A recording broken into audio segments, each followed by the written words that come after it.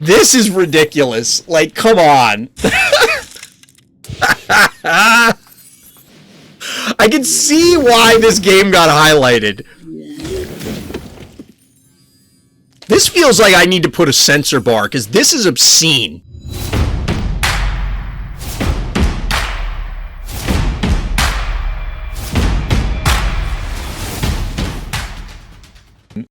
Welcome back, everybody. Welcome back. Although you can't see it over there this time, tonight we're going to be playing some Phobies, and this time we're going to be focusing primarily on what I usually refer to as theory crafting. We're going to be doing a bunch of game reviews.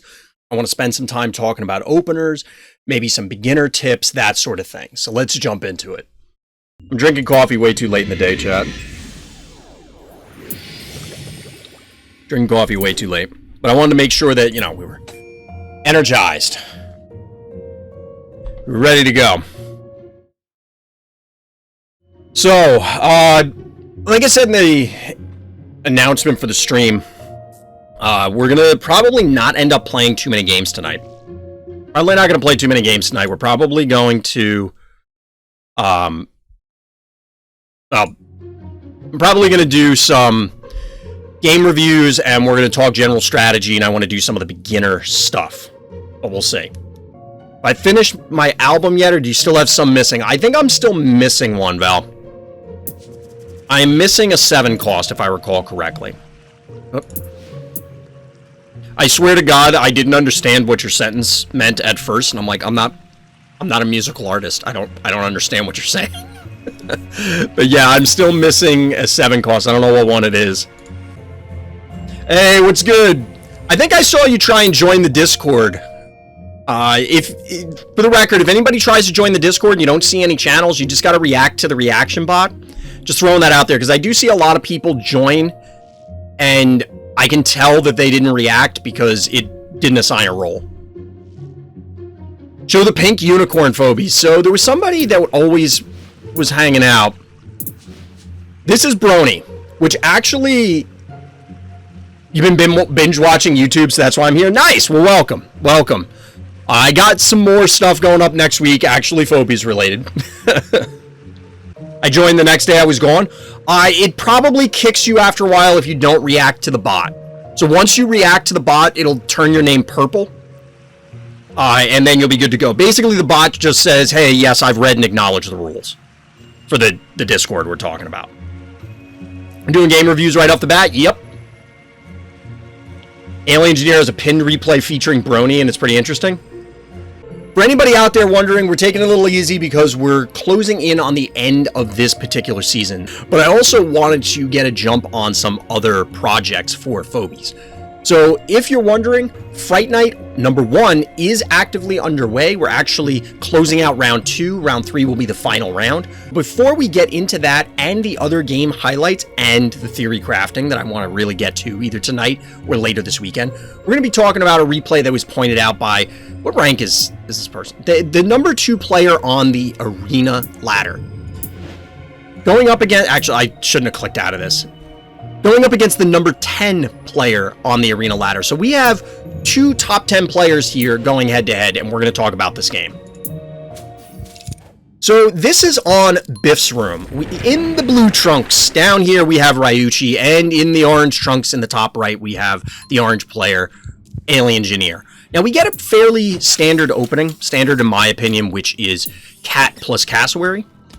It's answered by Cat and K9000, which I actually think is pretty cool, and is something that I'm going to pause because this will be relevant for later.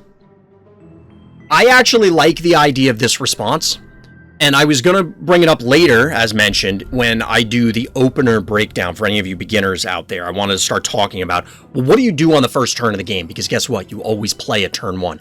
It is arguably the most important turn in any game, because you can absolutely set yourself up for failure even in these early stages, but that's for later. So the K9000, why do I like it? Well, this thing is a mountain of hit points, as mechanical phobies tend to be. But the Cassowary combination with it means that, I mean, look at this. This is 465 damage, plus a 514, probably 1,000 damage. Clearly going to chew through these quickly, even though these are also fairly leveled up. It allows you to kind of bully the first player out of position.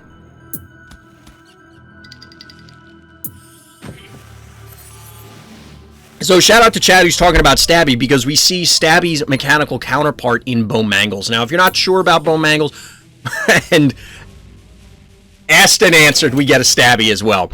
These are pretty similar openings, obviously. We only have really the one key difference, as you get the one going second. But one thing that I'll point out here that is very interesting between these players, and again, these are both top 10 arena players, they are not very interested in getting all up on each other's stuff immediately. They are absolutely positioning, playing mind games, trying to, you know, throw a feint here, reposition there in order to set something up. And that's why we see a Jar and a Gesundheit follow-up to each of these openers, because that allows either a very long-range hit from the Jar, thereby sectioning off a huge portion of the map, or Gesundheit can just pop over the top and immediately start blowing things up. It's only a single hit, but it's still a lot of damage. Now, here's the part that everybody was talking about. We just saw a big build-up on the previous turn. That is, we saw Alien Engineer go to 7 keys. We see Ryuichi mirror that game plan and go to 7 keys as well. Why? Well, apparently we have a Brony. Now, if I'm blocking the screen here, which I'm pretty sure I am a little bit, so I'm going to read out the ability. Brony's a 7 key that has the ability Too Friendly. It has a 4-turn cooldown, which you should actually be able to see over here. It disables all damage. Friendly and enemy units within range and line of sight lose the ability to deal damage. Poison and disease statuses are unaffected. Now, this is a dimensional phobie. I've mentioned it on other streams, and we've talked about it before. We'll probably talk about it later tonight as other strategies. I like the idea of Brony. It actually seems really funny, where...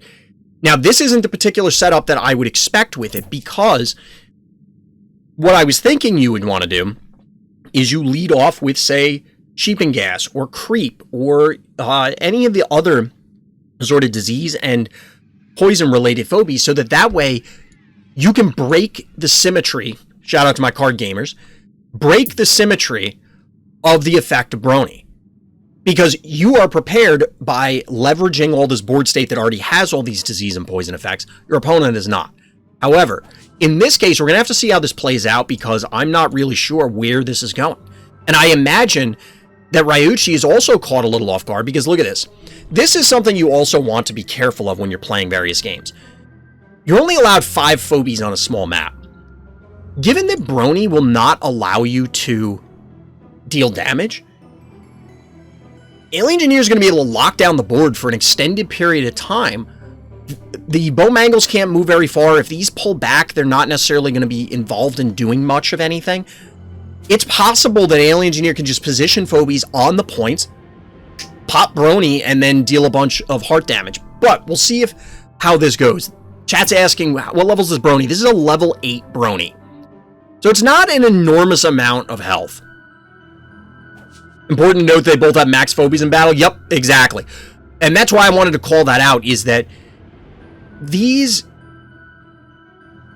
are, it's tough to adapt, we'll say, when you can't play any more phobies, especially if they're not going to die. So we'll see where this goes.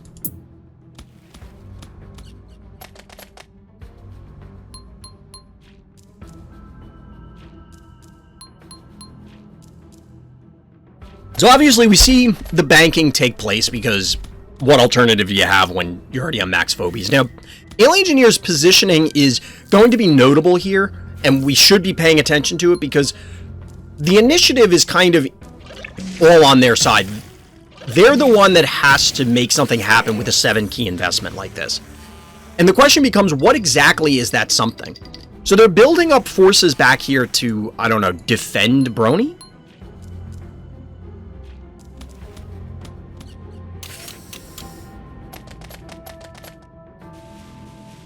This is very interesting. Okay, so this is a 3-range ability. Let me see, am I blocking the 3? I'm not blocking the 3, but it's line of sight, too. So it looks like it's missing this. Also, I've never seen this effect before, or I don't remember seeing it. This is ridiculous. What are these? Are these like little bronies flying around? This is bizarre. This is hilarious. So right now it looks like it's tagging Bomangles, the Jar, the Cat, and the Cassowary. So the only Phobie from Ryuchi's side that can actually deal damage here is the K9000, which is actually out of range to really do anything. Now, I'm a little surprised that Alien Engineer pulled everything back. So things are going to be disabled. Well, I take it back. It makes sense to pull their stuff back so that they don't get bronied. But I feel like they could... Okay, I have to complete this thought. You pull everything back so that you can advance your brony, dive their team, and turn off all of their stuff. Your stuff is now active, but has to take a turn to get into position. And obviously your opponent's going to run. It's still very interesting. Like, this is a pretty cool play. So obviously they have to back everything off because all of these things with the butterflies around them, they're not doing damage. So now it's a wall. Look at this. It's like building a wall with... It's like building a wall with Gravedigger, except it's Phobies. This K9000 can attack, but it's not going to kill the Brony. It's not going to kill the Stabby, which, by the way, I wonder if the Reflect would get turned off, but that's an aside. Now, one thing I am curious about is when does this turn off? Because it says a 1 on here. The damage is disabled for 2 turns. So does it deactivate on Alien Engineer's turn or the end of Ryuchi's turn? I'm guessing at the end of Alien Engineer's turn. Oh, it's... Wait, is this separate cooldowns? It's 2 fully rotated turns. They have 2 turns of damage before they can use it again. So it's separate cooldowns, because as you can see, Brony's cooldown... I'm saying cooldown, but the effect has fallen off. But it's still active on all of these. That is fascinating. This is a wild push. This is a wild push. So, Alien Engineer now has been afforded basically the entire map. They can kind of position however they want it. Now, I'm very curious if they've run this particular strat in other games. Like, is this how they normally utilize Brony? Or is this just because of the way things worked out? Now, with the way things are configured here, it's possible that they are able to kill, say, K9000. But that means that Alien Engineer has 9 keys banked, is able to follow up. If they advance, it's entirely possible they walk in and Brony their whole team again. This is fascinating.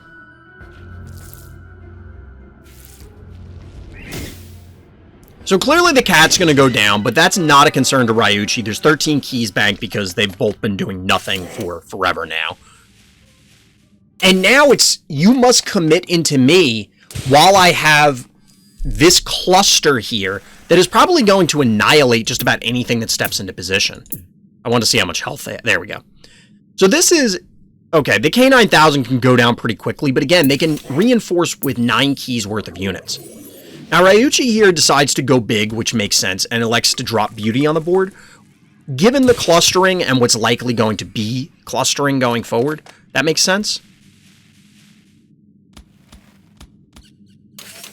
And both of them, like, this is a small map, again, obvious. So you're taking almost 700 damage, or over 700 damage a turn, right? 690, yeah, 705 a turn, if I can do math on stream.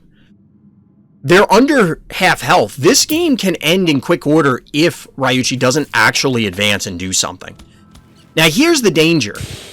You can pop in with Beauty and maybe kill the Gesundheit, maybe. But that means Brony is going to come over and basically lock it. Like, you can't even be here.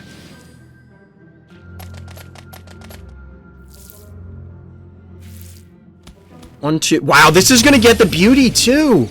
Look at this. This is why I said they couldn't put the Beauty there. Given the slow nature of Bomangles, it's actually a huge hindrance here because you can't dive the Brony. And the Brony has to get removed because now, look at this. That's 3 out of 5 Phobies and the strongest one on the board now are doing literally nothing. Oh, and by the way, Alien Engineer's whole team is basically unimpacted. This is incredible, chat.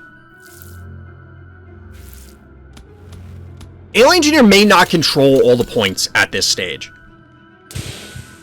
But, once again, Ryuichi's going to have to give ground. Because otherwise you just lose all those phobies.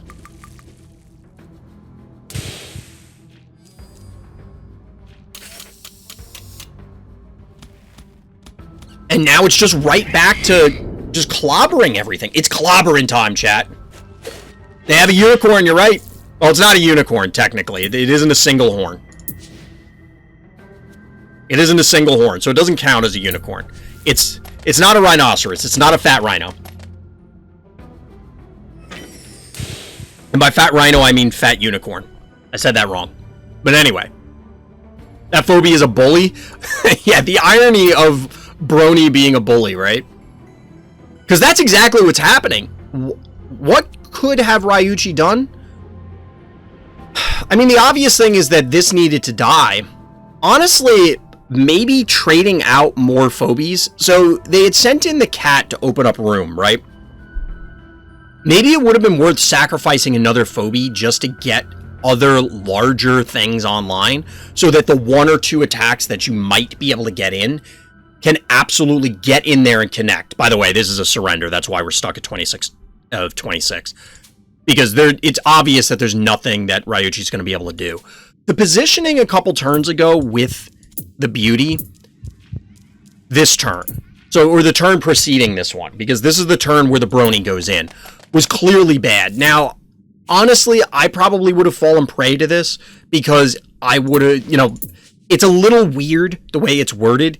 It's clear what it is, but it still I wouldn't personally have grokked it right away.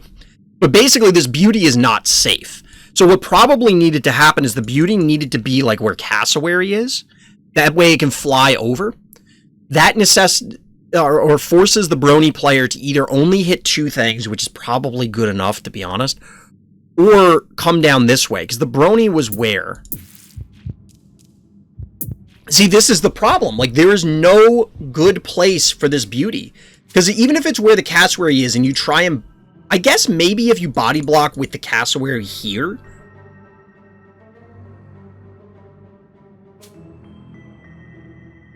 But it says it's line of sight, and I thought we got a line of sight on the first Brony.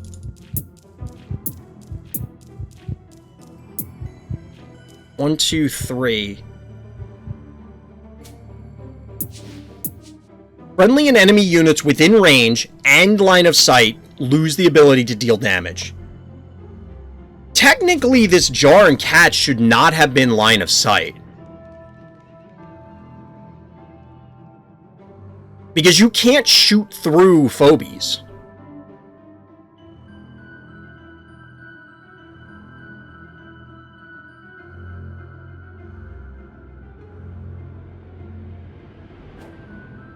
I'm confused how this works, chat. I kind of want to figure this out.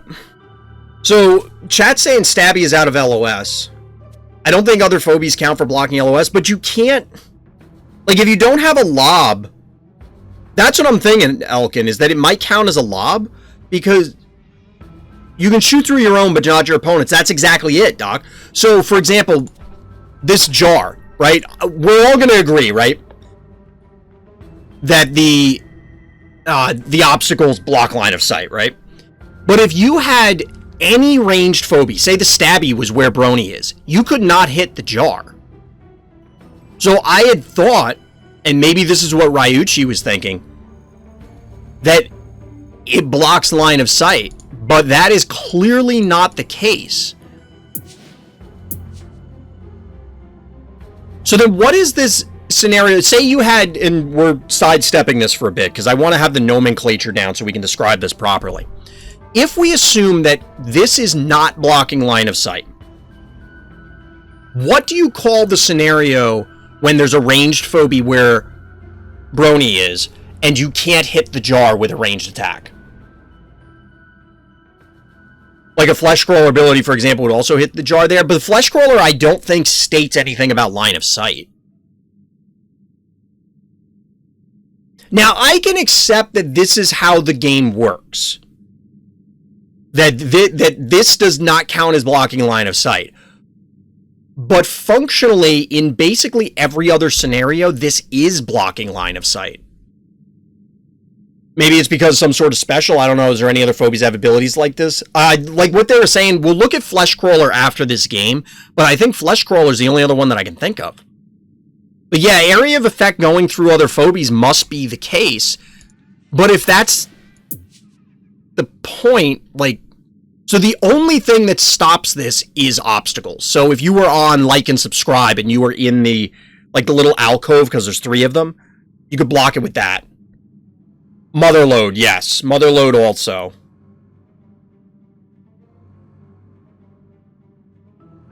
This is interesting. Like I said, I can accept that this is how it works.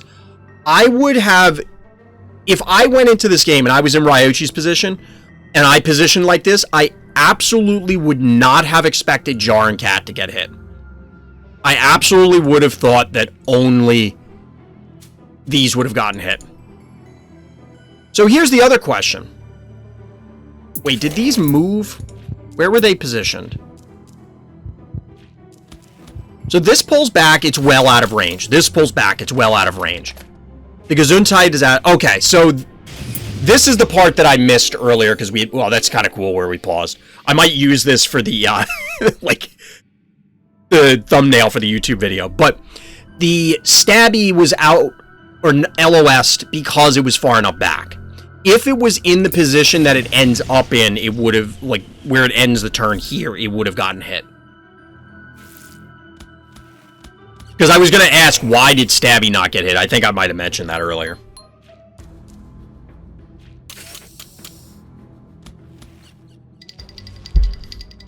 This game was wild.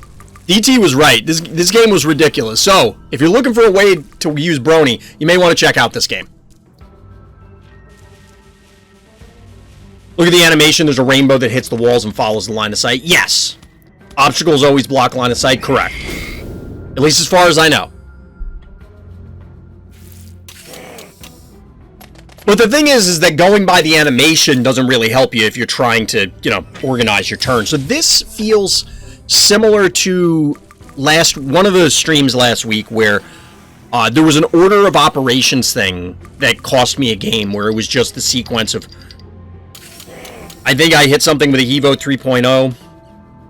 And then they were standing on a healing spa, and I thought it was going to die, and it didn't because it healed first, which I should have known because of the order of operations for poison. It was something like that. But it's a scenario that you may not necessarily know unless you've literally been in that situation.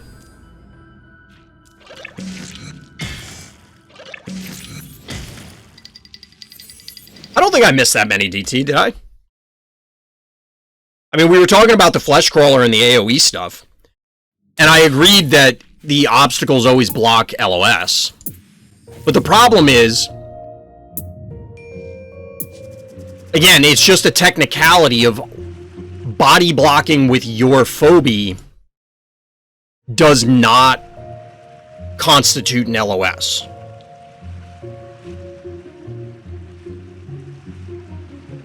Which I would never have suspected based on how it behaves. So one of the things we wanted to look at in conjunction with that game was Raising Hell from Flesh Crawler, which damages all enemy units directly adjacent to it. All enemy units 2 tiles away and within line of sight are dealt 50% damage. So this should function the same way. So if they have a line of phobies, you know, one's adjacent to it and one's behind it, it'll still hit the one behind it.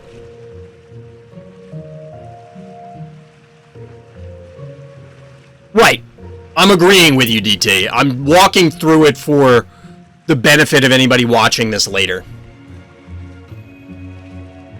The problem I have with that is that there's no reason to suspect that unless it was in the tutorial and I don't remember it because it's been so long ago. Like blocking line of sight for targeting but not for AoE, okay, that's how the game works.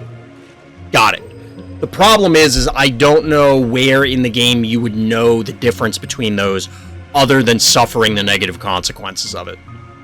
Like I said, maybe it comes up in the tutorial, but that... I don't know, I have no reason to suspect reading Raising Hell or Brony, just reading it, that's how it behaved. There were a number in here that people had submitted, which is cool. Which, by the way, if you're watching this on YouTube and you're interested in getting your name up in lights, having me do a breakdown of your game, definitely hit up the Randoms Thoughts Discord. There's a Games and Highlights channel in the Discord where you can post your games so that way I can take a peek at them. So we're going to take a peek at one of Player's games. So it's a pin game against Holy Knight. So I'm assuming it's this one.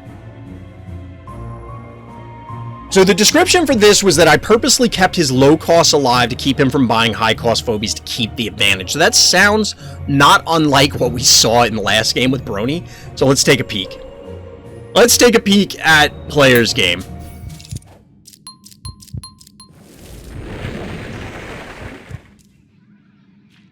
So Holy Knight is going first, elects to go with Cat and Henrietta at the start. Completely reasonable. Completely reasonable. By the way, has anybody else noticed the bug that it will randomly give you more keys than you have? It sets it properly, but in the replays, I don't know if anybody caught it, but Player had 7 keys for a moment.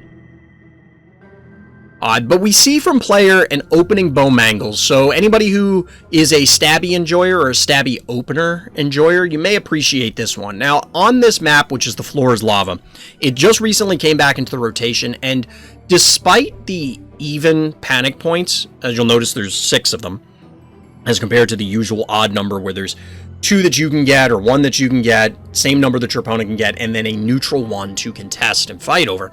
This one has an even set of panic points. Despite that, I found this map to be exceptionally aggressive. Like super aggressive, where it's not uncommon for the games to end both quickly or just necessitate a whole lot of low-cost flood. So we see the bow mangles into Cat opener. Basically, I assume both to control the center point with bow mangles, but also so that the Cat can help stabilize here. Now, from here, that Cat movement is kind of expected.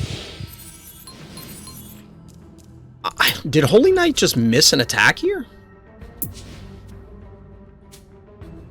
Could have hit the Cat with the jar, and I'm not clear on why the Henrietta didn't go for this point. That seems like a somewhat strange turn.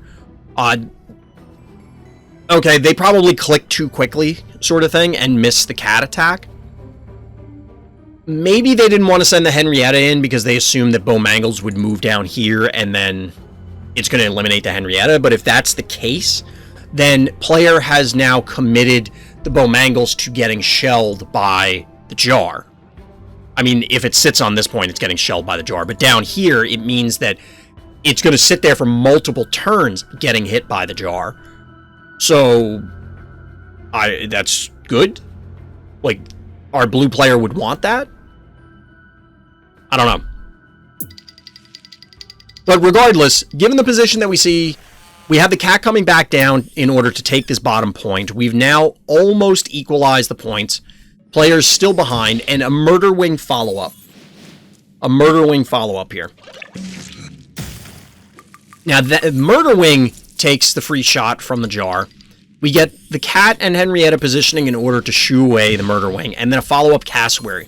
At this stage, Holy Knight still has an open slot for a Phobie, but we have Player taking a rather aggressive position by reclaiming this particular bottom point. Now, it can be supplemented, obviously, here, but Holy Knight is presenting 5 keys. It doesn't actually matter because trying to get through this Cat is going to be somewhat of a challenge in order to actually put damage on the bow mangles, which is what matters. Now, we get the creep here because presumably Holy Knight didn't want to expose the jar to the Murder Wing. Given the description we got from Player, it probably would have been better in retrospect. But we now have the 1 cost from the top corner moving in to reclaim and not just equalize, but actually overtake Orange Player's panic point count. So far, this seems to be relatively even to me, but this is where things I think are going to start turning south for blue player, because as mentioned in the description before we started the game, player managed to push Holy Knight into being unable to get any more relevant phobies on the board. Why? Because again, small map, only 5 keys. So we have the Venus follow-up because there's another Venus enjoyer here. And Venus on this map could absolutely present an enormous set of issues because of the necessity to try and get on these points. The fact that basically every point is exposed almost to every other point. This set of 4 in the center, you can get pretty easily from one to the next and therefore threaten anything that's on any of these points. So a trap basically spells the demise of anything that steps on it because everything else that is there will be able to collapse on it very quickly. So the Murder Wing's going to back off. This will equalize the points. And we see the bank to 6. So it's 5 phobies to 3, but the quality of phobies on the side of player is obviously much higher. Now, the aggressive push from the jar is reasonable here. Wait, we didn't see the trap go down. Did the animation go? We should have seen that. But regardless, the cat gets tagged by the trap. We get Bow Mangle's repositioning, so now it covers the 2 center points. Or not, it's going to the center one. But Venus now has reclaimed the top. It will get poisoned, but kind of who cares. And now we have the erratic follow-up. So player has managed to scrape out a panic point advantage. Blue player can't really commit without losing anything, although obviously you can give up a cat without too much concern. And now we're back to a stalemate. Despite what I was pointing out earlier, and I'm assuming there's a trap going down here. Yeah, there must have been a trap getting laid. I was pointing out earlier that this map can be highly aggressive, but at the same time, you can clearly get into some very easy stalemates. And now we have a whole bunch of very tiny phobies against a pretty sizable force of phobies. And a pretty threatening force of phobies. Now, I imagine that this trap went down. I'm going to guess on the panic point? I don't know. The psychology of trying to figure out where the traps go is definitely very interesting. But we see the creep advance and hit the Murder Wing. The Venus is clearly not long for the world. But now we see a pterodactyl coming out. You don't see enemy traps in the replay? You used to be able to, even on more recent patches, so I'm not sure what happened. You don't see them usually if you were in the game, but maybe that also changed. Now, regardless, we see Creep go down, we see Cassowary go down, we see Henrietta go down. So that's 1, 2, 3, 4, 5 for 4. 7 for 4. Or 8 for 4. Now, this Murder Wing is also dead.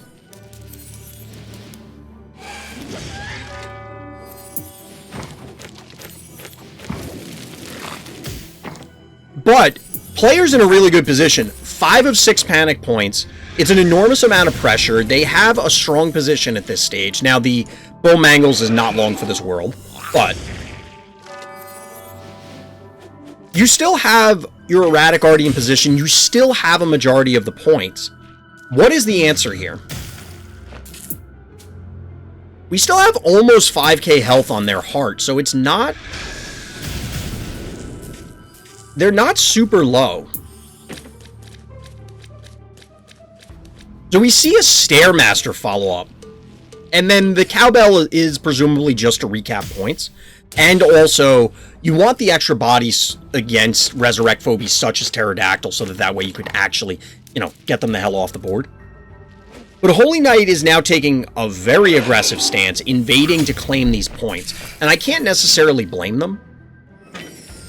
There isn't much exposing the Pterodactyl here. Cowbell was for sheer damage, okay. We have player in chat giving us some follow-up. So this was what I was afraid of. This is what I would have been afraid of as the Pterodactyl player. I didn't pause the clip fast enough, but it's now down to 600 health. It's clearly going to die. There were just too many things that were able to tag it. You have to be very careful, especially with an erratic. Like, what was the purpose of moving this pterodactyl up? It was here. This was the board state going into player's turn. I guess the idea was to not allow erratic to hit it twice. And this was more aggressive, but I think it can't be over this spot. It can't be over this spot. It either needs to be back here, or, you know, retreat it entirely to fight this, or advance it. So that way, like, think about it. Let's say that this pterodactyl was actually here. It could actually threaten the jar. To be honest, I think putting it just below the heart probably would have been best, because then it can't get hit by erratic. It could only get hit by jar. Like, they would have to waste attacks. There was no way 1400 health was going down from down here. Then, if you wanted, you could fly over and threaten their jar, because player's jar is under the 514 damage that the pterodactyl is producing. Would the pterodactyl have died? Maybe. But it makes player think about it, and at least consider the possibility.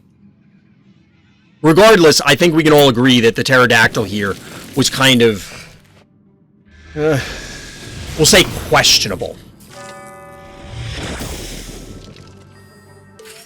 We'll say questionable.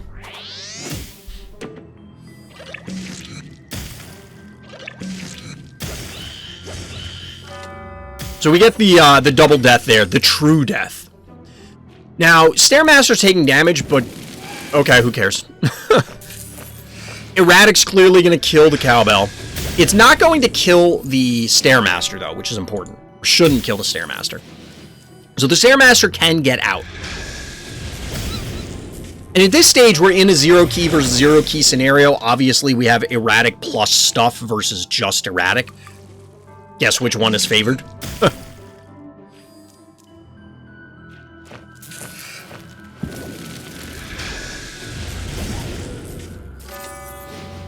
We're basically just pushing towards the end stage here, but this was actually a pretty interesting game. I agree with chat that this map produces some very bizarre scenarios.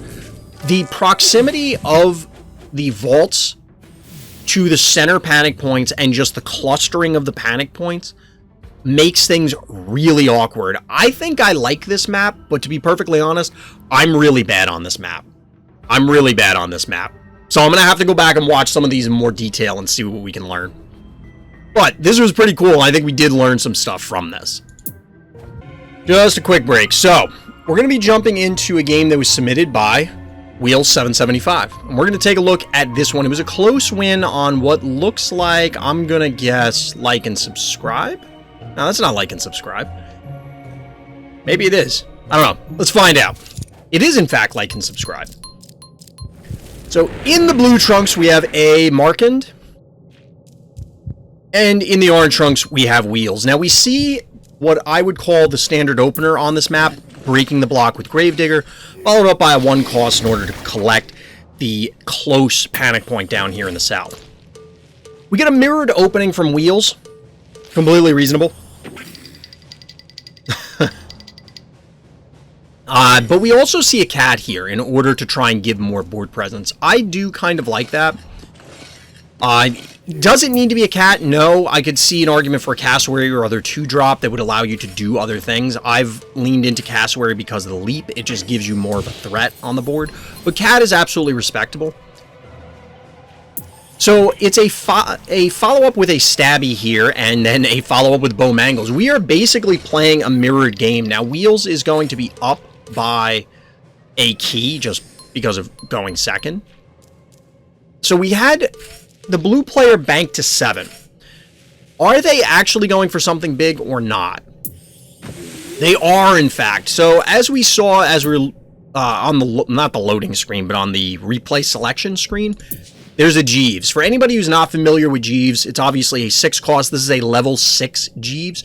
Almost 2300 health. It's ranged. Does 460 damage with his, you know, you can't ignore that. But it's a trap phobie. My favorite kind of phobie. Frozen Stiff. It does exactly what it sounds like. Places a freeze trap, can be set off by enemy unit at the end of any turn except the turn that it's laid. Frozen units can't move or attack, and fire melts ice by 1 round. Jeeves is kind of the bane of, I think, a lot of players. I think a lot of players see Jeeves and immediately want to scream, and I can't really blame them. Oh, by the way, it's also undead, so it's very difficult to actually remove. But it is kind of slow, so you can get on it if you absolutely have to. It does also have a really cool attack animation, I have to say that. Here's where the mirror kind of breaks. It wasn't a perfect mirror. But the mirror here breaks because we have Jeeves answered by a Klepto. Now, I really like Klepto on basically every map, and as somebody without Klepto, it's, you know, what are you going to do? We get what is kind of expected, that is the Jeeves trapping up the middle spot. Whatever steps on there is going to die. Now, I normally say that just drop traps on panic points. Your opponent has to step on them at some point. However, in this case, the center panic point on this map tends to just end up being an abattoir. It ends up just being a meat grinder. It ends up being just where the one key phobies go to die. Because, especially since the initial obstacle has been broken by both players, the assumption here is that they're just going to keep funneling one cost to trade that back and forth. So while freezing that thing is fine, if you notice, the trap itself doesn't do any damage. It just freezes it. And for anybody asking the question, well, can you damage a frozen phobie? Yes, you can. So they are stuck there and just get pummeled. But if this cat steps on this point, it's dead anyway. So I'm not sure that I agree with the freeze trap there. Now, given that it's only a range of 2 on the trap, that's where it's going to go. It doesn't make much sense to put it here. So you might as well get it out there. It might have been worth, like, trying to get Jeeves closer and then trap one of these positions where Bowmangles or Klepto might go, but that, of course, exposes Jeeves. Just throwing ideas out there. In the meantime, we have an Unbearable that rolls down here to try and shoo away the Gravedigger and the cat. Okay. That's fine.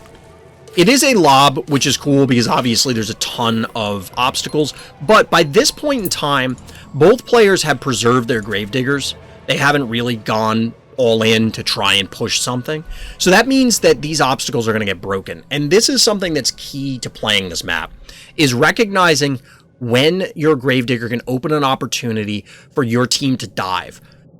If either Gravedigger is able to break, say, this block, the one that's either just above or just below the center panic point, it can open up a line of sight lane, we'll say, for a line of sight phobie. Obviously, a lob phobie can just get over it, whether it's Klepto, it's Jar, it's whatever. But opening that up allows you to then blow something up that unexpectedly, that your opponent may have not been prepared for. Most players will recognize it and then dance around it, but it does give you the advantage of the threat, and therefore you can try and bully them back as long as you have that ability off cooldown. Now, I imagine that the Gravedigger would just die, because it's going to have to get exposed in some way in order to give room, especially for our blue player, because their phobies are so slow. Their heavy hitters are all one movement. For them to get into position, you're going to see it coming a mile away, and hopefully you don't just walk into it. Now, this is actually very interesting, pulling the Jeeves back. I'll be honest, I'm not real clear. I mean, I guess to get the stabby through. So this may be setting it up for exactly what I was describing. This Gravedigger can now occupy this center space and then break one of these. The problem is, at best, you're connecting with like one phobie, because if the Gravedigger's standing in the center spot, you can't get over with the Unbearable. You could advance either Stabby or Jeeves to this spot, but not both. It's going to be rough to try and get these to connect. Instead, Wheels appropriately just takes the rest of the points. So now it's 4 points to 0. That's a huge amount of damage. Well, now it's 5 points to 0. As mentioned, we're getting cheap phobies running to the center. Who cares if this thing dies? You almost want it to die in this scenario, because then whatever kills it, guess what? It's in range of a Klepto that's on the stim. That's super dangerous. By the way, this is the attack. Like, Jeeves' attack animation is spectacular. While there is a takedown scored on the cowbell and on the cat, blue player's not reclaiming any of these points. Jeeves is ranged. Yup, Jeeves is ranged. Scary, ain't it?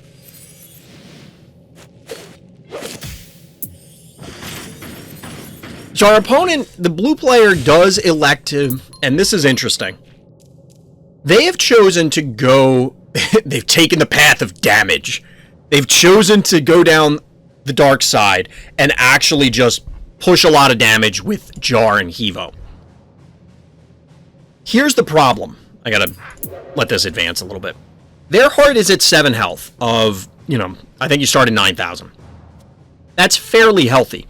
But you're going to take, you took 1,000 on your turn, which dropped you to the 7,000. You're going to take at least another 1,000 because clearly you're not reclaiming the points this turn. Alternatively, they could have elected to go with another cheap phobie to claim this bottom one at the very least to try and stem the bleeding. Now, would that really have made that much of a difference? We'll have to see as the game progresses, but it might, because you're not just taking a panic point here, you're stealing one from your opponent. Because remember, it's the relationship of how many they have versus how many you have. Right now, it's 5-0. That's why you're taking so much damage. I know I'm stating the obvious, but I'm harping on this because it's a lot of damage. This is so much damage.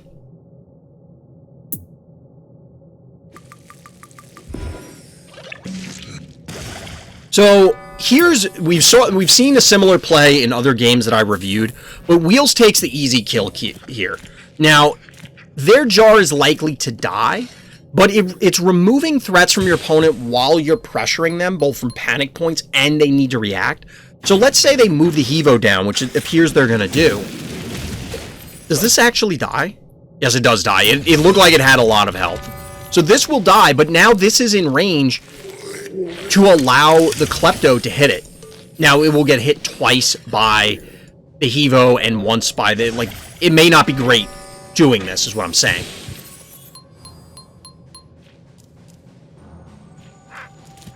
I'll take a look after this game, Elkan. Give me 1 second. We'll finish the review up. But at this stage, it's just positioning things to make your opponent's life complicated while you don't control all 5 points as the orange player any longer. The blue player is not exactly in a fantastic spot. They have 10 keys left. You have 13. You have the answers to their phobies, namely Erratic for Hevo and Klepto in general kind of answers just about anything by being really solid. But you have the firing squad set up here in order to try and light up any attackers. We do have another freezing trap, which means that, yes, we're going to see another 1 key come in to reclaim this. And this is that exchange that I kind of expect on this map and what has borne out over time. Basically, both players build up their armies and then trade back and forth with 1 key phobies recapping the point once they've blown that up. Here, it does necessitate flipping a few different things. Obviously, the Hevo has to move in and out. The freeze traps are coming in, but who cares on 1 cost. The more important thing that's cool here is that we see the Octonauty follow-up. This allows Wheels to potentially make blue player's life very complex. This is somewhat of a risk here. So the Octonauty and Poles in general are... I feel like Markin's AFKing in the middle, pressuring center tile is a mistake, and keep freezing the middle. I agree with you, Luffy. Something else has to happen. There are 2 ways to look at this, and it actually feeds into or segues into the point I was going to make. We have 9 keys to 4 keys. Granted, a bunch of the keys were invested in this Octonauty, but the question comes down to who has more low-cost phobies and is willing to expend them. At this stage, if I am Wheels... After the Octonauty, you have to be thinking in your head, I'm never making another relevant phobie again. Relevant being that it's actually a combat-related phobie. It's instead going to be phobies that are just going to fight over this point. And if you feel that you have a better position than your opponent, you may be content to do that. At this point, you're winning on heart damage significantly. So the Octonauty gives you that leg up, and if your opponent decides, hey, I'm going to hang back, the Octonauty can try and yoink something so that you can score a kill and then try and snowball that into a better position. Is it going to be able to yoink through the middle? Probably not, because given that this Jeeves hasn't moved in like 85 million years, the dinosaurs were around when the last time this Jeeves moved.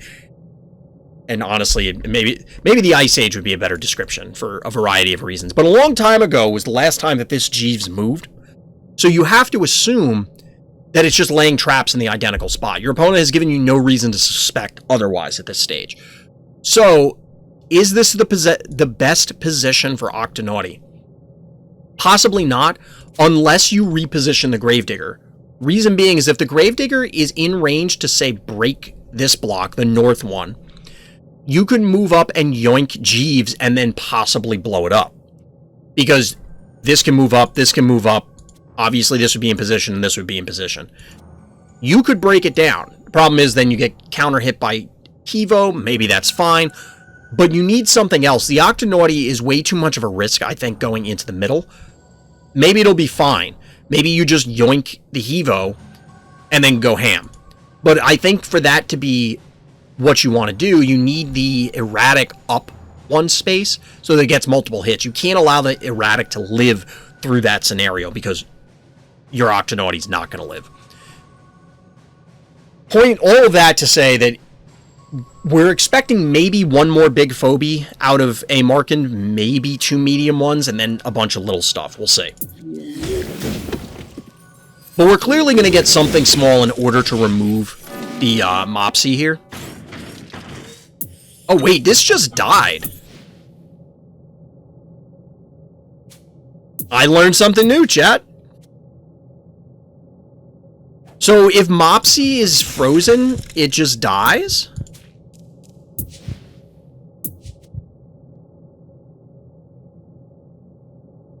Huh, I guess this counts as an obstacle.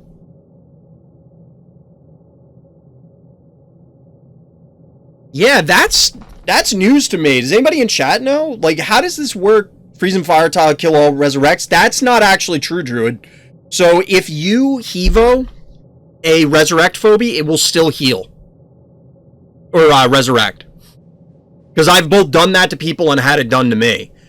Like, Phobie created fire does not kill Resurrect stuff.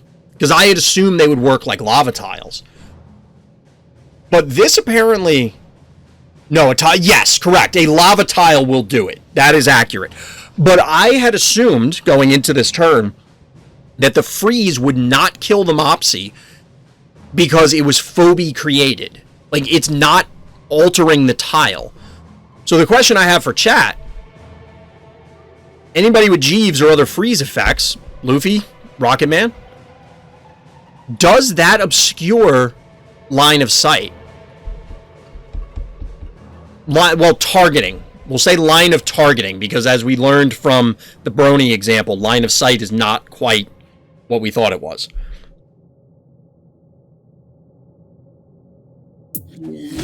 Either way, if you didn't know, you know now that if you have a frozen resurrect phobie, it's not resurrecting. I don't know, I don't use coward range phobies.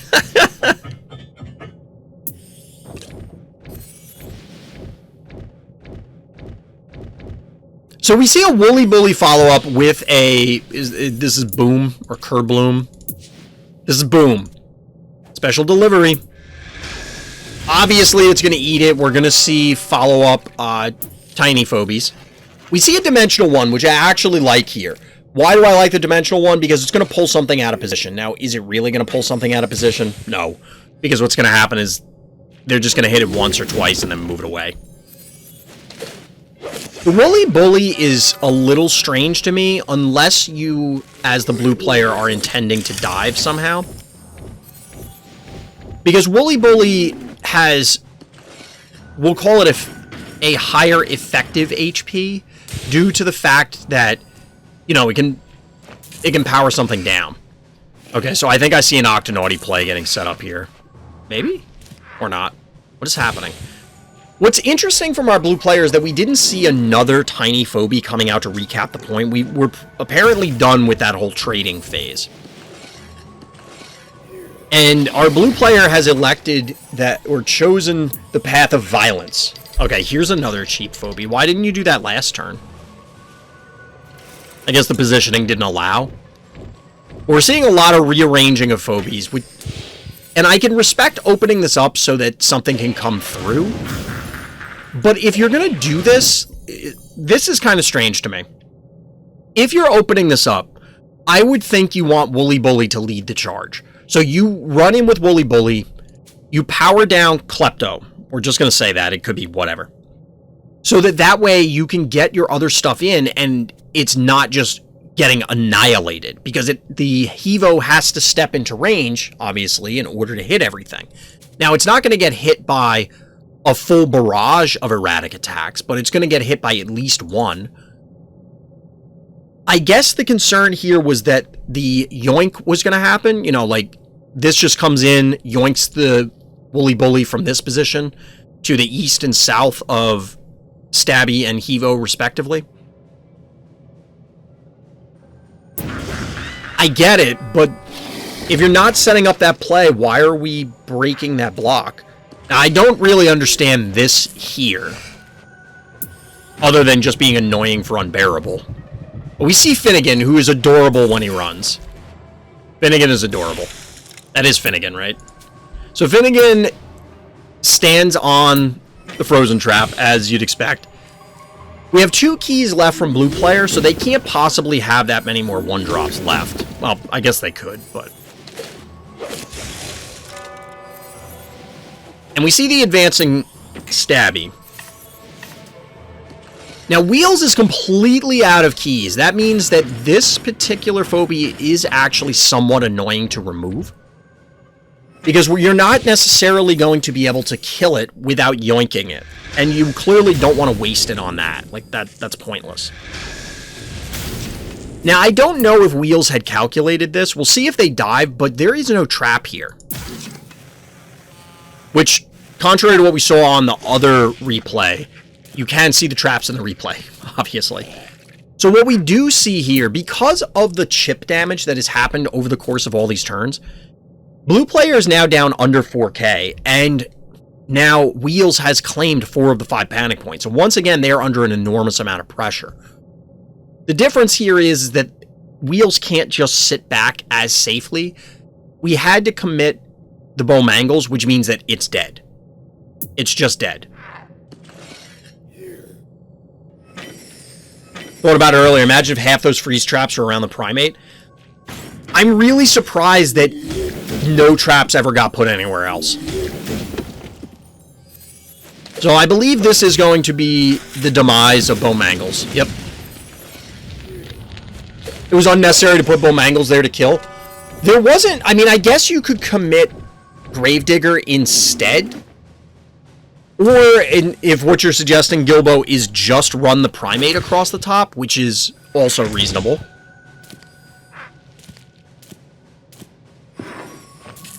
This is pretty bold, so I'm not surprised by the primate going for the heart. We're talking a 1500 health heart here. It's not a lot. But the Klepto here has to be dead, right? It's only a 1600 health Klepto. The only reason I could see for doing this, advancing in this fashion, is just we're going for it. You can't commit to things, or you can't commit to everything. That's a pretty funny time to pause. One of the other things to point out here is this. Why park because the Gravedigger did not start there. So you may not have caught this down at the bottom. I may be obscuring it with the camera, but why park the Gravedigger down here? Well, they can't claim this top one. The erratic means that they can't claim the middle one. They're not going to bother going for the top left one. They could hypothetically have sent the Hevo down here. I can respect it, but I think the only reasonable response from blue player is to pull Hevo back and then try and eliminate this stuff because they're almost dead. You gotta pick one you want to kill because you can't kill them all is my guess. Exactly. That's exactly it. Sending in erratic, sending in Klepto, having the primate there means that not everything here is going to die. I don't think they have enough damage. Now, it's possible I miscounted. But either way, blue player has to either choose to kill this stuff, or they have to choose to claim the panic points. They can't do both. Well, they can do some of both, but not all. Blue player is down to 643 health, and the bad news is that Klepto, despite the power down, is on a stim and has AoE. We get the yoink here, but it doesn't matter. They have to be sub 200 health, or they're 203. Close enough. So GG. That was actually a pretty cool finish. I like the way Wheels decided, like, this is what I need to do.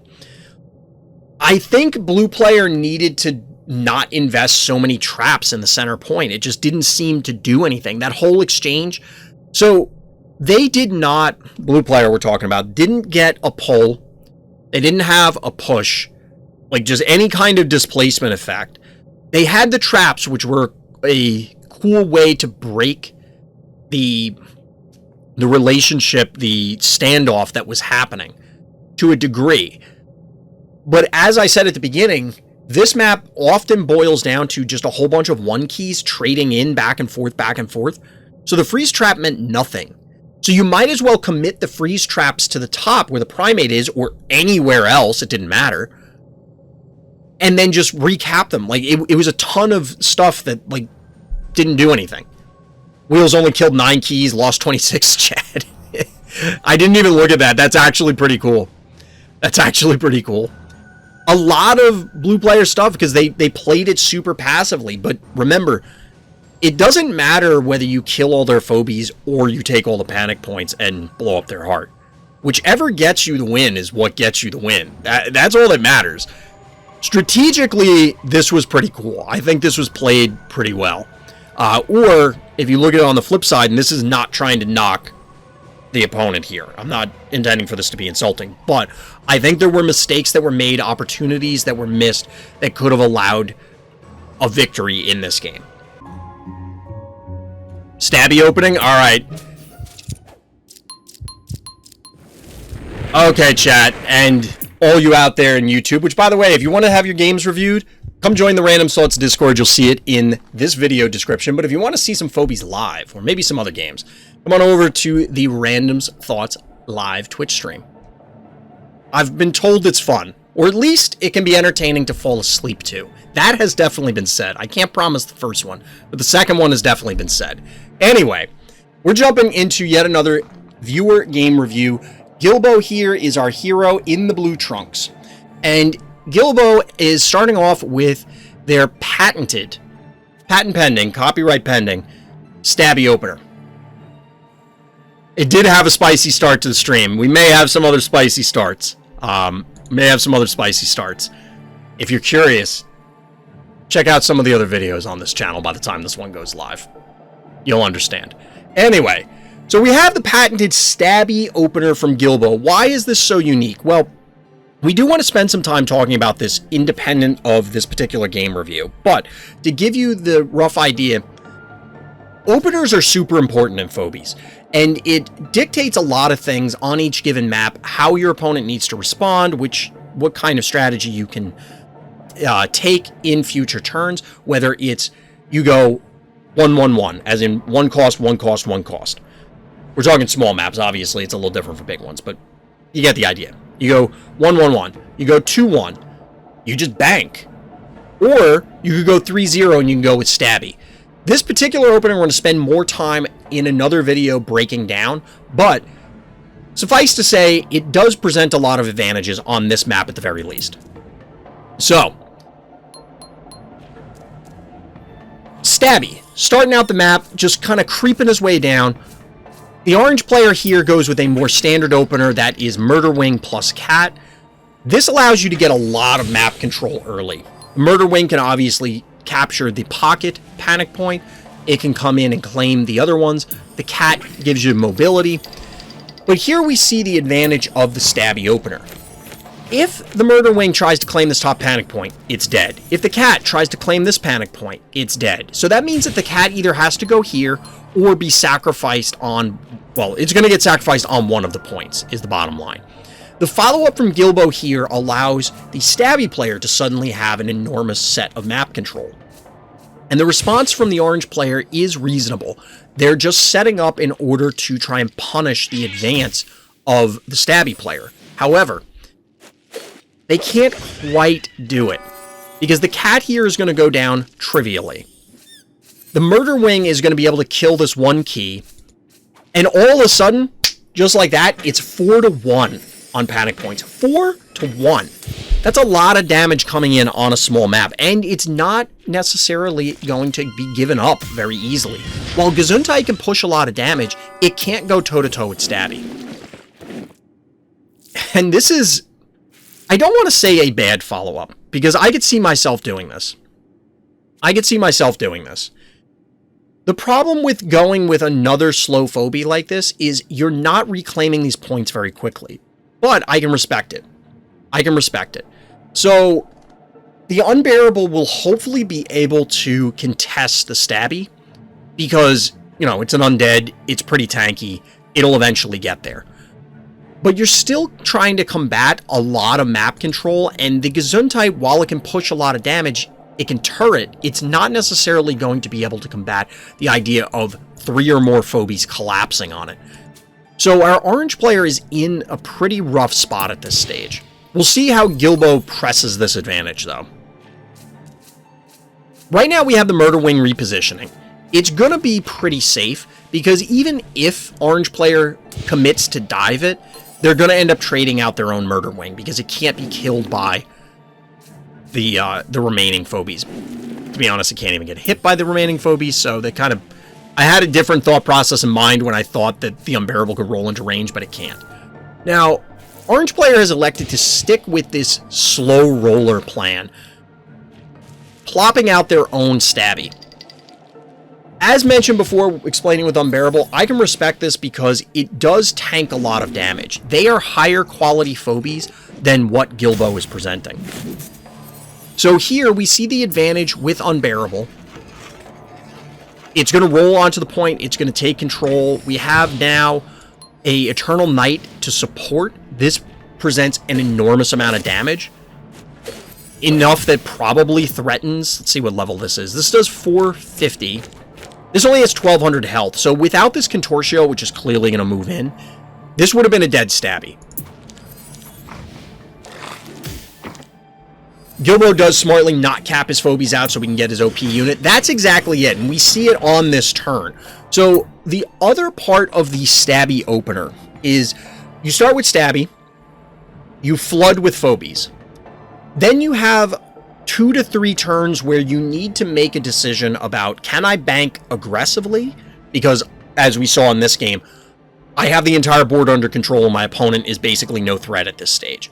Because the orange player has elected instead to just kind of go with this slow roller offense, or defense into offense, I don't know, this slow roller setup, it took them time to just, they ran out of temporal resources.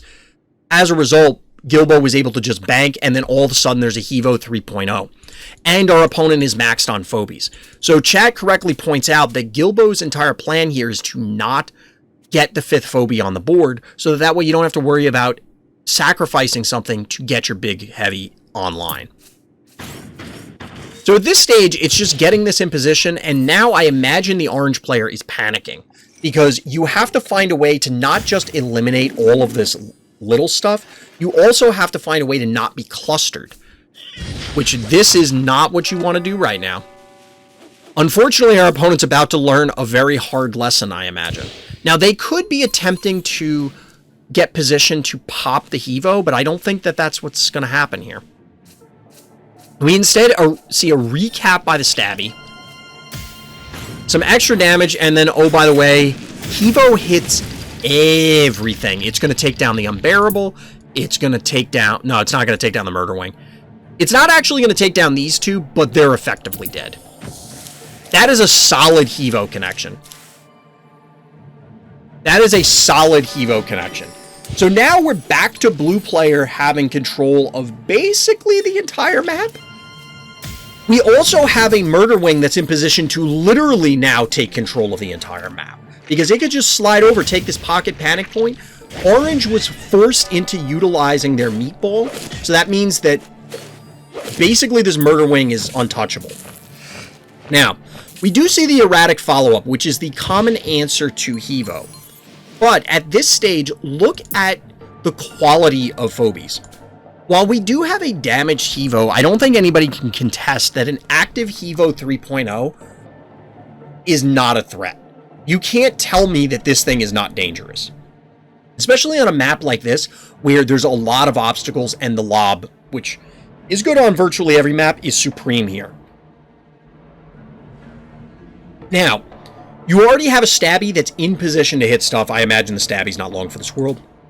The baby snaky follow-up is interesting from Gilbo. I'm not real clear on why that one happened, but it's solid enough. It pushes damage. It can kind of bully these lower-cost Phobies, even a Stabby, hypothetically. What is the answer to Hevo? Probably just kite it. You probably just lob at it once when it gets into range, because it's going to have to shamble all the way up there. And then you back off, and then you do it again, and you back off, and you do it again, you back off. All the while, they're at 1,400 health. They have to recap every point right now. Right now.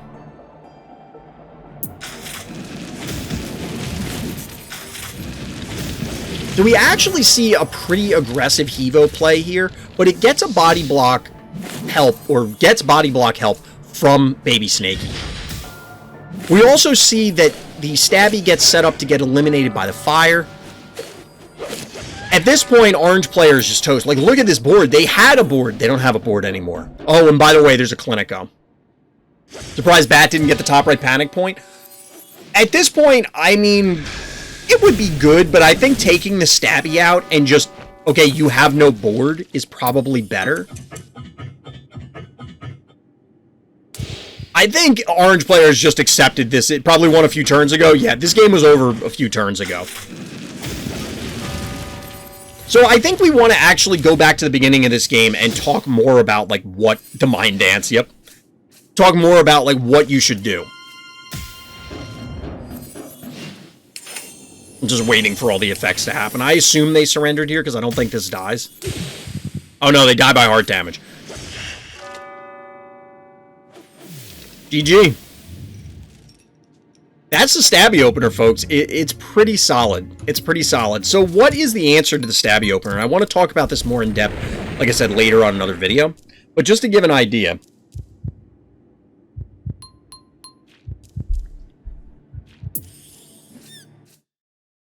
I'll check right after this, Elkan. I'll check right after this. Sorry, getting some pings for other games to review. So, I don't mind this opener.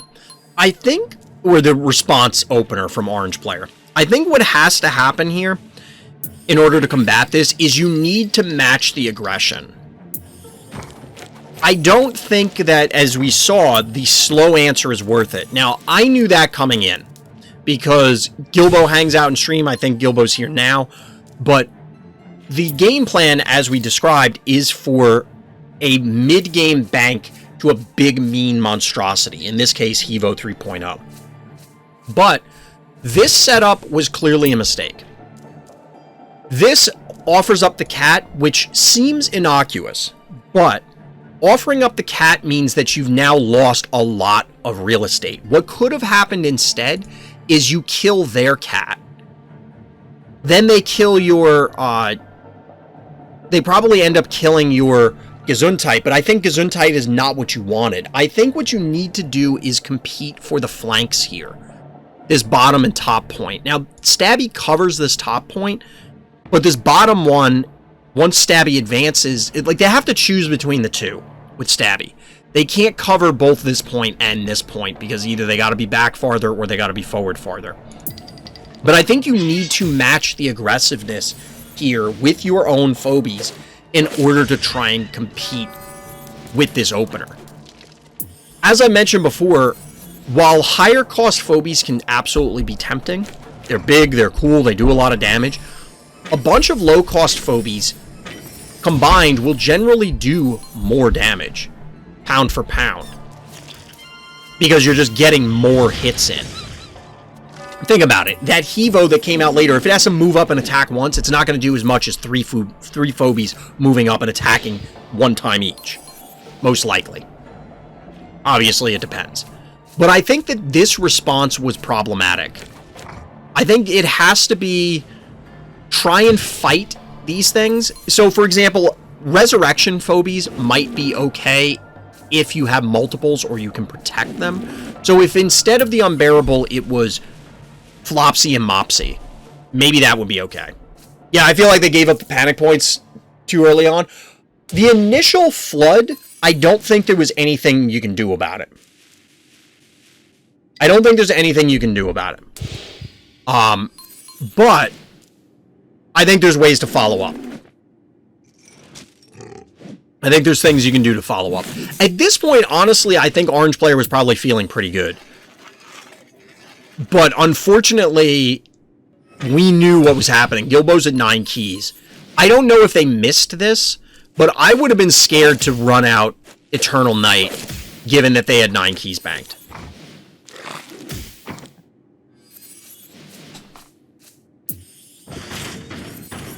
But yeah, we know how this works out. I think the answer, and Gilbo would have to tell us what has appropriately combated this opening.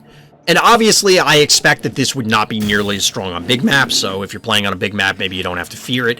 But if you see a Stabby as Phobie number 1, you might have to worry about it.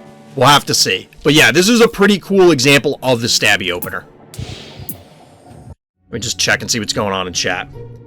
I have a game Mildred versus Kaboom on this map. I win with a Kaboom. That's awesome. I don't think Eternal Night going to do much. It does a lot of damage. It's probably not going to get any kills due to its health. Yes and no. I think if Orange had committed, they possibly could have got Stabby. So, like, they could have hit the Contortio with, say, Murder Wing, double hit the Stabby with Unbearable, sent in the Knight, and then it kills it and doesn't trade. The problem is that Hevo then moves in, and this is why they backed off, is that everything's clustered. So they're going to get a bunch of hits on stuff. But they did that anyway.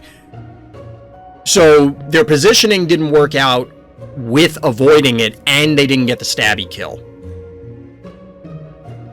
It's rough. It's rough. That's why I think you need to go with a bunch of, say, 2-cost Phobies to try and overwhelm the little ones, regain map control in your favor, and then try and hopefully sustain through the follow-up big guy. Now, it isn't necessarily a rigid game plan where you're absolutely going for the Hevo every time. Obviously, the Stabby opener can allow that player to just pivot, and then therefore you can just, oh, well, they responded with a bunch of 2 costs. All right, well, I'll go with a 2 and a 3, or whatever, because remember, you're banking all these keys. You can respond as you need, but it gives you that aggressive window, and I think you don't have a choice. You, in theory, on paper, whatever way you want to describe it, there are 2 ways to look at it. You either need to match their aggression to force them into not getting the big thing, and hope that you can turn the tables with your positioning, you have higher levels, whatever. Or you need to go over the top and then crush what's out there and be in such a good position that when the big fatty comes down, that you can beat that thing. And I don't know.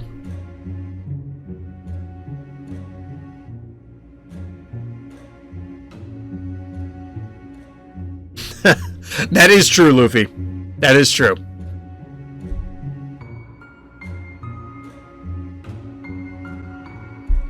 Alright, so we're going to talk about another Gilbo game.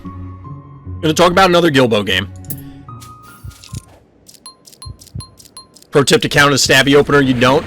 I don't know. I haven't played against it enough to, and we'll just other thoughts on the Stabby opener. I haven't played against it enough or used it enough to know exactly what the answers are yet. It's entirely possible. Maybe it's Phobies I don't have. Maybe it's level differences or something, but that would be problematic. Basically, if there is a I don't know what this is a general game design philosophy. Personally, I don't care if there is a known best opener. The problem is I don't know how, well, it's not a problem, but I don't know how the dev team feels. There's a huge array of phobies, right?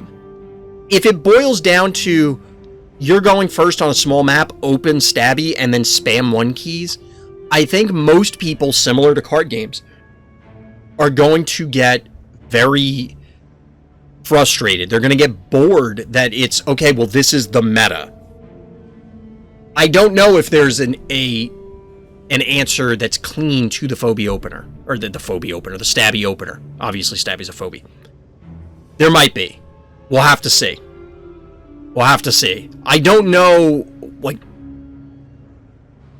you'd have to tell us, Gilbo, have people beaten it? And if they have, what did they do? Baby Snakey is one of the things I've used. It's iffy, but because of the heal, you can usually outdamage the stabby. I'd have to look at the comparison, and obviously it'll matter depending on the levels for any given game. I could see it. Like, it's possible. Everybody gangster using poison against stabby, an early level of stress until people get healing access. Exactly, Onda. That's the rough thing, is poison really isn't an answer most of the time to dimensional phobies. It's very difficult to catch one out of position and have it really be relevant. Wait, that's illegal. A few people have beaten it? I mean, that's the thing, is we have to examine it with a certain lens. The only counter to stabby is Cerberus. Yeah, if you just clobber their heart, I mean, that's an answer, right? Yeah, I'm with you, Onda. I'm with you there. Yeah, and that, I agree with you, Elkan. The poison to dimensional relationship is more about forcing your opponent into something where they have to have Muffin, they have to have Clinico, they have to have Dr. Dermic, whatever. Because otherwise, their thing dies. Past a certain level, most people have it.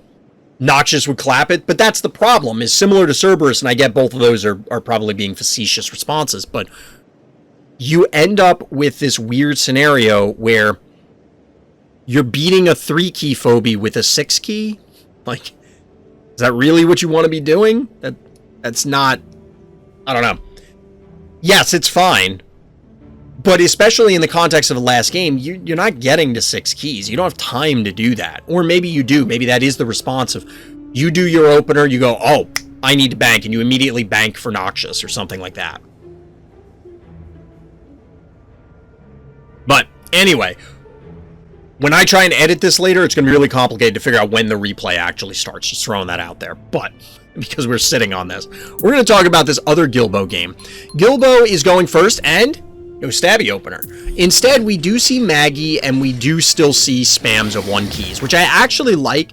And something I'll throw out on this map is, A, I hope it gets rotated soon, because I'm starting to really not like it. B, the other thing about this map is I've found, in my climb to Sum of All Fears, the second time, because, spoiler alert, we got there and then D-ranked and got back there. By the time this goes up, probably all of those streams will already be up, but anyway. The thing I found on this map is aggression. Now, that ties in well with the stabby opener, but I've found that claiming as many points as you can pressures so many people going second that they don't really know what to do. And that may mean sacrificing keys in order to just claim these pocket points, and then just basically force them to try and commit to claim things, and then snipe stuff either at the top or the bottom. My game plan has been to rotate top or bottom, and then just overload a particular side. Typically, people have been then reinforcing that side, and on the back end, I can send a cheap key unit to just recap on the back end's assorted points. So I'm still pressuring their heart while threatening their phobies. They have to position oddly, and it leads to some victories. Is that the actual best plan on this map? I don't know. I'm just saying it's a plan. I can't wait for 1-key phobia that can fly, maybe another 1-key ultra rare spider that can give disease. So why don't they have a flying 1 cost that can give poison and just make it a B? So we do see something cool here from Gilbo. As compared to other maps, because I know there are some jar haters. Yeah, I'm going to kind of let this run, Luffy. I'm going to try and not pause it as much because it's a 43-turn game. As compared to other maps, where jar often comes out and does, like, it covers a huge swath, even on other large maps. On this map, what I found jar to be most effective is just picking things off here with a surprise. Which is exactly what happens. Maggie goes up here, claims the cat, and then the jar pops in. And that's the problem with trying to cap this point with just about anything. Maggie represents a lot of damage. Like, pushes a lot of damage. And here we see exactly what happens. In the interim, we have the spammed 1 keys reclaiming points. We have 1 keys being taken out here. This very much feels like a Gilbo game, given especially what we saw in the last one. While we're not seeing a stabby opener, this is still falling into the general category of what I was describing with being aggressive on this map. Just constantly repositioning the early and low-key units in order to reclaim points, even if this point ends up trading back and forth, which it's going to, as you can see here because of the dimensional, you're still pressuring your opponent's life total. And while you start with, I don't know, 9,000, a few turns of 1,000 damage adds up. Like, it adds up a lot. My issue with this map is I think I stress all my resources too thin, so they pick off everything as I'm over-exhausting all my resources. What I was typically doing before that was causing me to lose on this map, honestly, was I was doing the big build-up, where you end up getting into this standoff with your opponent, and I said, alright, I'll break the standoff with Miss Moffat. I'll snipe their stuff. I don't like sheep on this map. I really don't like sheep on this map either. I don't think this was a good choice by our opponent, by the orange player here. And the reason I don't like the big build-up, to return to that, is I was getting beat by, okay, they have higher quality phobies, like the levels, they have higher quality phobies, the abilities, whatever, and I was just getting beat up. So that's why I elected to go with what Gilbo is, not the exact same thing, but similar, what Gilbo's demonstrating here, of trying to just push a lot of panic points and get board control. Now, the opponent is trying to, I guess, trade key efficiently here. You know, you kind of have to remove the Resurrect Phobie when you have the opportunity. And you trade key positive 1 key for 2, but it's not that big a deal. Sheep is a phobie kind of need to use, but honestly, it's a phobie I don't really like. I do not like sheep at all. Sheep is only good against zombies. I don't even think it's good there. I think Minotaur is underrated, and I think that he's a home, sweet home on... I've only seen Minotaur once, and I got beat by, I think it was Claws with it, and it was very effective. It seems to be very tanky. I don't know if it actually is. Maybe you just had it at a really high level, but back to this game. I know we're talking about a lot of stuff, but there's 43 turns. Look, we'll have plenty of game to talk about. At this point, we're back into the aggressive posturing from Gilbo. Now, orange player does have 8 keys banked, so they could pop out a big nasty. This Cyclops is going to get hit twice by the Gesundheit. It could hypothetically get hit by the Hevo. But the whole point of here is that there's a lot of pressure happening because there's a lot of blue panic points. The center one does go the way of orange, but I don't know that it matters that much. Because even here, now the Hevo had to step on the lava. You have a jar that can hit it twice, a murder wing that can hit it twice. Maggie can hit it, possibly Maggie or Cassowary. It may not be enough damage, but you can certainly put a hurt on it in conjunction with the lava. Oh, and by the way, they didn't even recap this top point, so Gilbo still has the majority of the panic points. So instead, Gilbo is electing to go for the Gravedigger, which I guess the fear is an invade here. And repositioning the cat, again, how many turns, I'd have to go back and count, but how many turns of this game has Gilbo controlled 4 of the 5 panic points for 675 damage? What is our opponent at? They're under 5k. They're almost at half health. And it's only 14 turns into an admittedly 43-turn game, but I played a lot of games where I start with this aggressive-minded opener, and then you proceed to just dive their heart. Now, I don't know if sacking the jar was worth it here. But, I mean, it's something.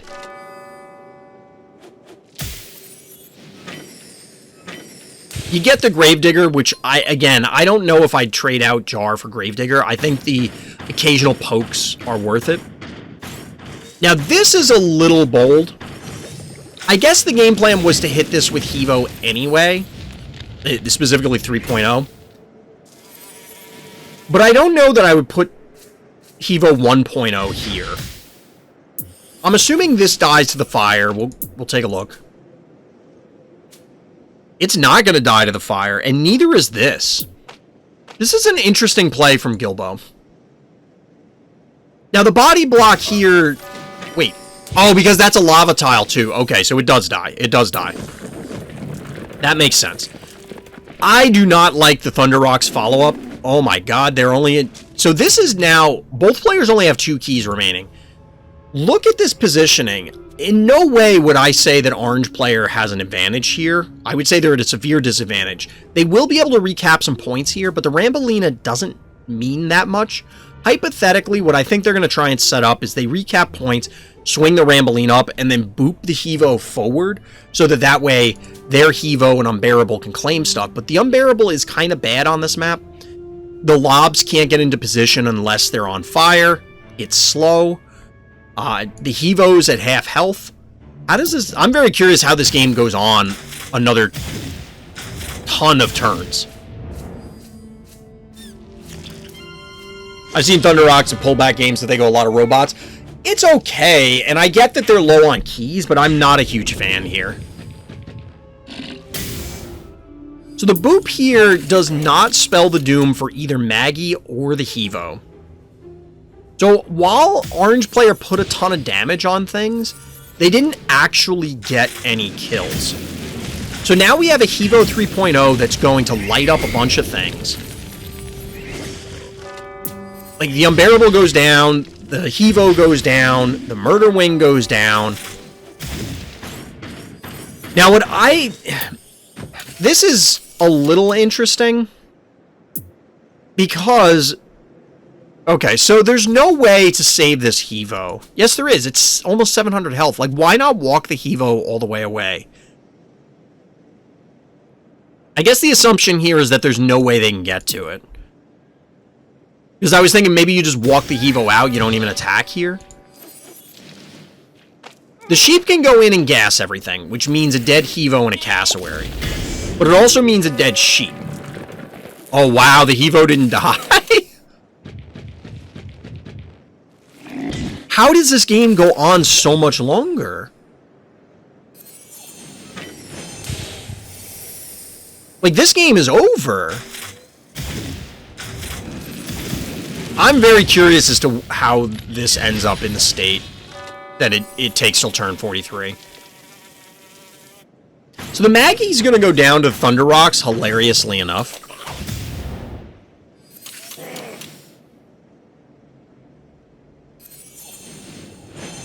But we're seeing Gilbo retake points, and the early pressure, I think, really paid off. I kind of anticipate that orange player was panicking and just, okay, I need to combat all of this stuff. It's a bigger map, so you do have a little bit more time to breathe, but you have to respect a cap of 4 out of 5 points, right?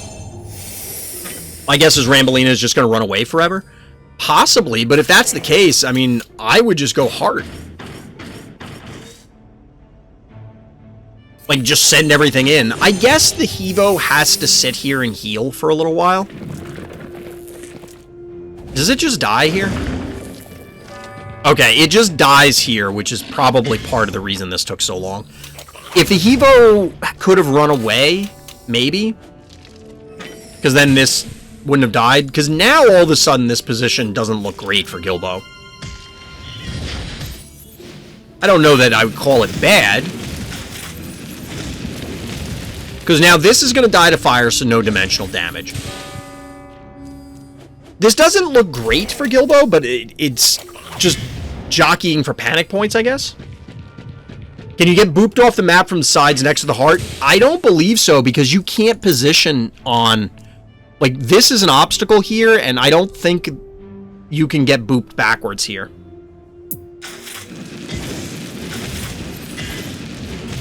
Chat, it's only turn 25 of 43.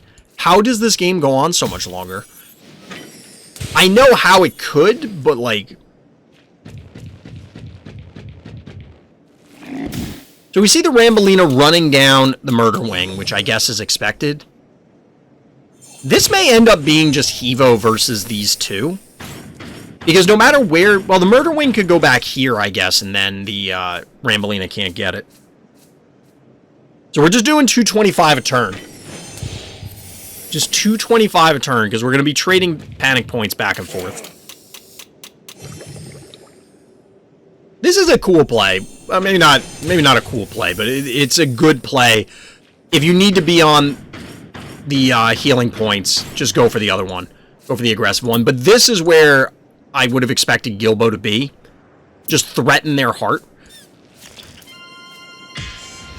This meatball is okay. I mean, the Rambolina can't get to you. It's really just, I guess, meatball to heal. Problem is this.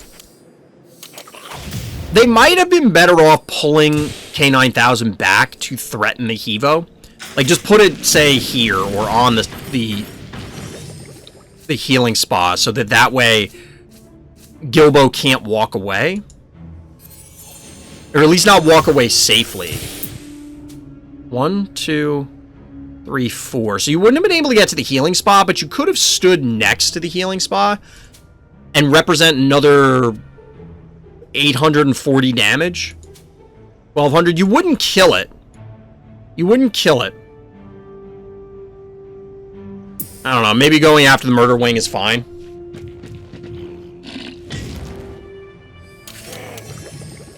I don't see a point in... Well, I guess you save them healing by booping.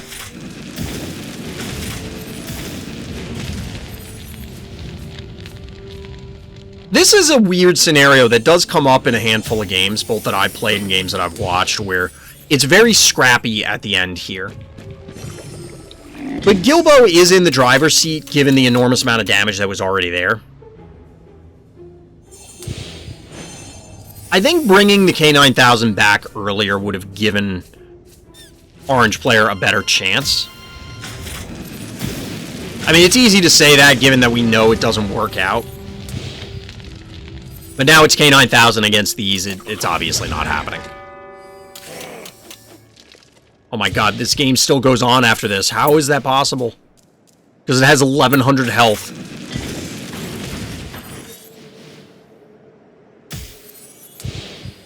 Why? Why is this still happening? This, oh my god, stop. I know people here bust my chops about scooping games. Be like, you shouldn't concede games. But chat, why is this game still happening? What is happening here?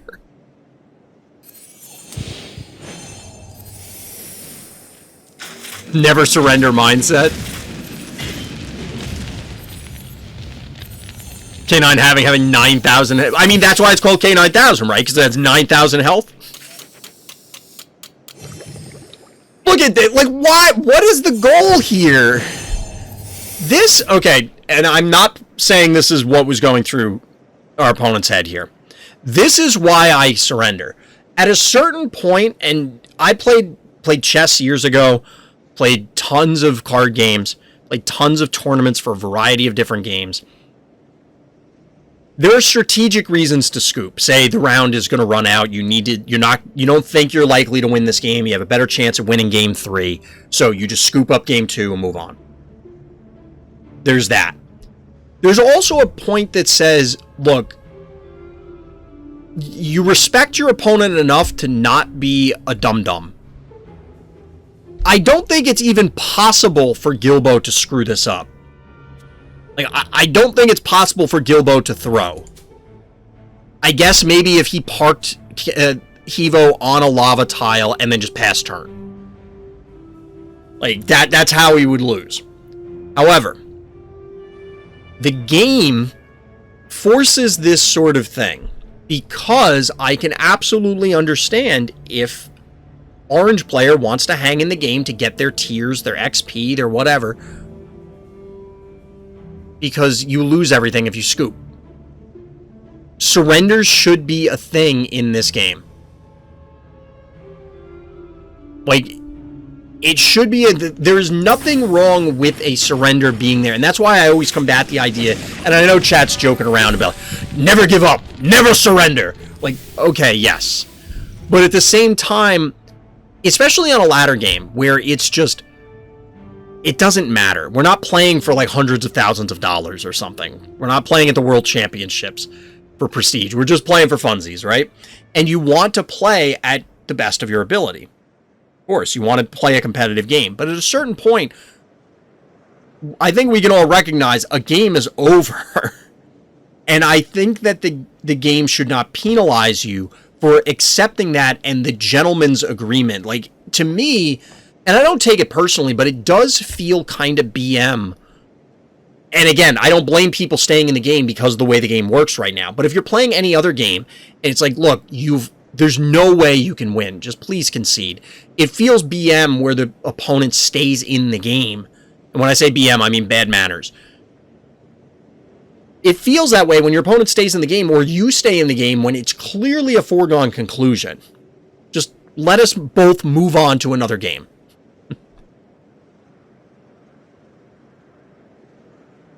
At the same time, you can always swarm the enemy with your units knowing they'll die and you don't have to press surrender so your game counts. Yeah, exactly, player. I've seen people do that where they've just accepted the inevitable and it's like, all right, I move everything in, just kill me. Thanks, I had no idea what BM meant. I don't know if you're serious or not, Doc. Never give up, never surrender, street every game. It's as if every tree, every millions of dollars on the line, you'll never know what happened. Yep.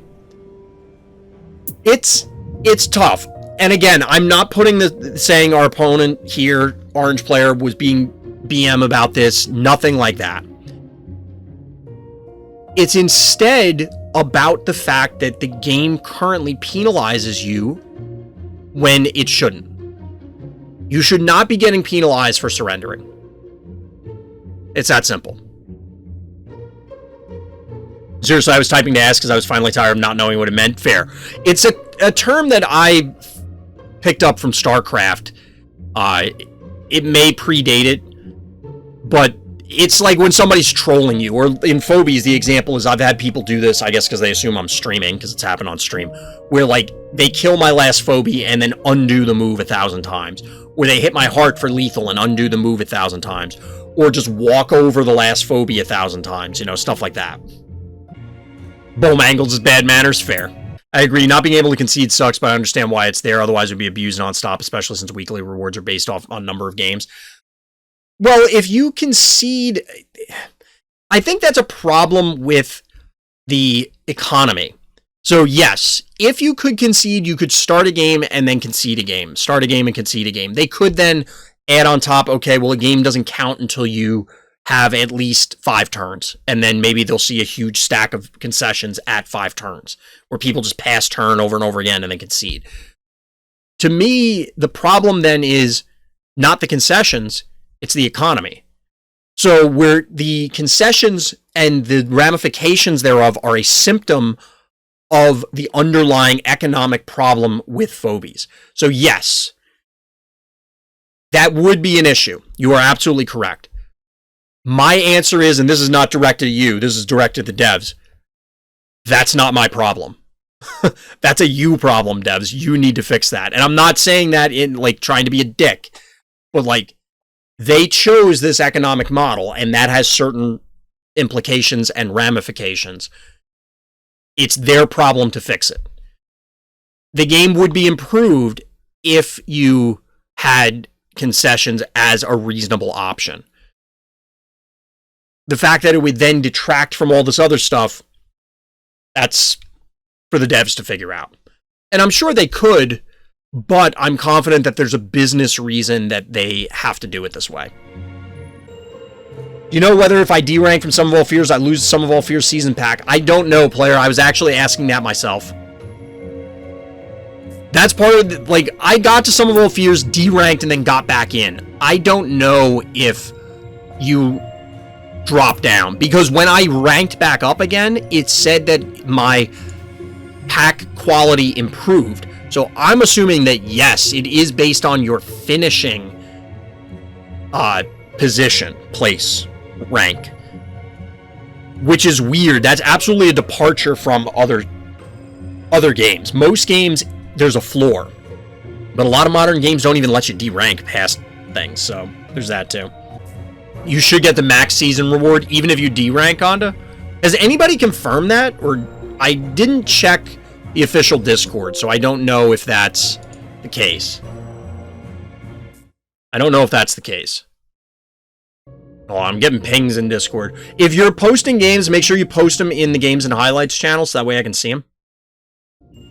I gotta post a ping in Discord from somebody. It's like, hey, can you review my game? Please join the Discord. I feel ridiculous asking that, but it really is. Otherwise, I have, and I'm not exaggerating, I definitely appreciate everybody who's pinging me. There's a lot of people. There's somebody who actually just said, hey, can you give me some advice? And I would love to. But as I mentioned earlier in the stream, if I have a few thousand people watching the video and all of them ping me in Discord, that's a lot to manage. So I'm trying to keep it in there and get it squared away. So that way it's organized. But again, if you want games submitted, join the Random Thoughts Discord in the YouTube description or !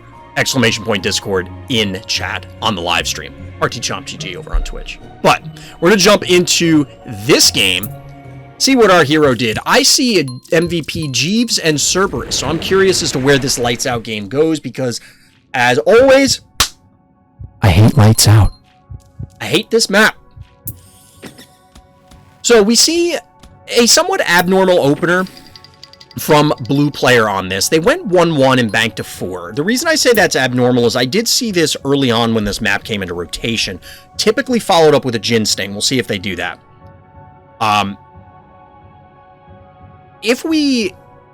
Then we follow up with a Cassowary Cat opener from Orange Player, the player who submitted this replay, and that is a little more standard, but honestly, a lot of the time I'm seeing Gravediggers on this map. So, a lot of this movement is kind of expected. This could be punished, the Contortio, but this is really weird. We're now seeing it, as I mentioned, typically I would see Gin Sting. It's a range phobie, it's 2 move, it can push a bunch of damage. Bees fights the cluster. There's a lot of ways that you can leverage Gin Sting. Sheep, on the other hand, is very interesting. It's melee, it's going to get chipped down on this map. It's possible for your opponent to just set up a concave where they can't really do anything with it. We'll see how this works out. But the Jar follow-up allows the Contortio to get softened up. Blue Player can't really advance to pressure all that much, but by the same token, Orange doesn't have a whole lot of options for what can actually, what they can do as a difference here. But they do set up a cool play. Shout out to everybody who's doing the challenges, because Dimensional Phobies here, there are some drawbacks. This is actually really cool, though. This looks really cool. Like the clouds when the Phobies die.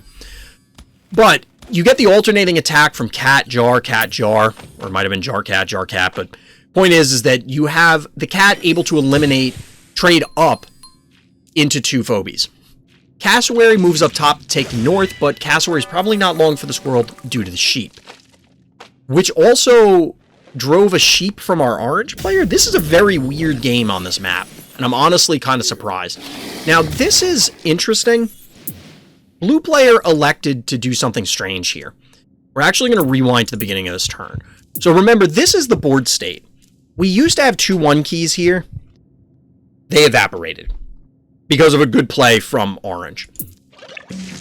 What's strange here to me is that Blue Player elected to eliminate the Cat and not the Cassowary. Now, I get it. That Cat was a dick. It killed 2 of your Phobies. He was angry. But, like, why didn't you... The Cassowary is left here with 130 health. This could have... Because the Jar was here. It could have moved here and popped the Cassowary. Yes, they still have Cat. The Cat reclaims his bottom point. They have all 3 panic points. I get it. But at this point, Orange now has the initiative. They can run their sheep into yours and soften it up with a Jar. It's basically the same scenario on both sides. But you're following it up with a Gravedigger to break open this point. I think if you're going to go the Gravedigger, you kill the Cassowary. Then that way you can spam the 1 keys to reclaim these points. I don't get it. This seems a little odd to me. But instead, the Cassowary's left alive, which means that the sheep just trades cleanly. Like, this is... That's somewhat of a blowout. Because right now it's what? 1 key lost to 6 keys? That's pretty big. That's pretty big. And the sheep should not die. I mean, the Cassowary's going to eat it. That was going to happen, but it also didn't notably die to the poison. So we now have a softened up cat, or softened up sheep, rather. I just saw the cat. Now, this I don't quite agree with. I don't know, like, we'd have to go back, and I don't think it's that important, but I'd have to go back and check, but I feel like moving the sheep up and gassing both the Cassowary and the Gravedigger was more important, rather than just killing the Gravedigger. Now, again, this could have been done so that the Gravedigger doesn't come down and recap this point. That's something. But it doesn't seem like it's worth it. Regardless, the Gravedigger goes down, the sheeps trade out, and now we're looking at a Stairmaster versus Stabby. And also Unbearable versus Stabby. While the panic points are favoring blue player at this stage, we do have a lot of power coming out of orange player. There's a lot of things that could end up presenting a number of issues. We have a fairly aggressive posture from blue player as well. Now, admittedly, the Stairmaster is pretty soft. It can dish it, but it can't quite take it.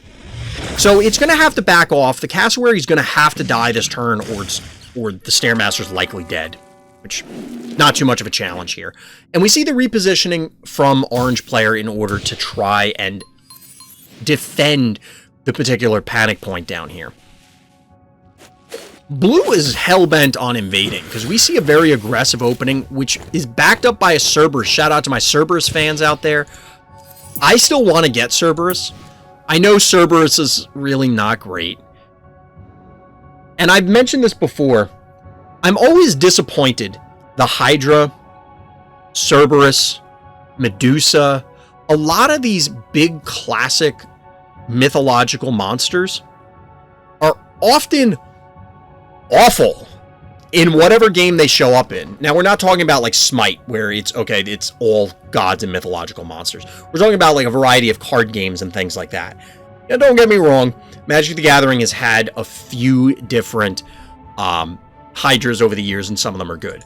But a lot of games that have had Cerberus or Hellhounds or something that's quite clearly supposed to be Cerberus, or Hydras or Gorgons or whatever, like I said, a lot of them have just been bad, which is unfortunate because it feels like, hey, this is a big iconic monster.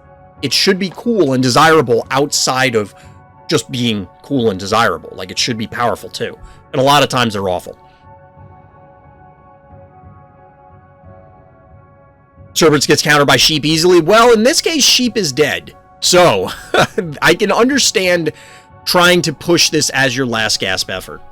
When you talk about Cerberus and Hydra, amazing, you just got to know how to play them properly. There are 2 Hydras in this game in Phobies. We'll have to... Well, I don't think we've broken down any games with them involving them. The problem with Cerberus partially is Sheep. It does basically, at comparable levels, it will have the health pool of the Cerberus. You'll obviously kill the Sheep, but that's an enormous amount of damage, and what you need on Cerberus is to be able to chip it down, get it into range so that you can one-shot it. Now, I was busy lamenting the Cerberus situation, and we see Stairmaster go down, which is pretty scary given that Cerberus is here. There were some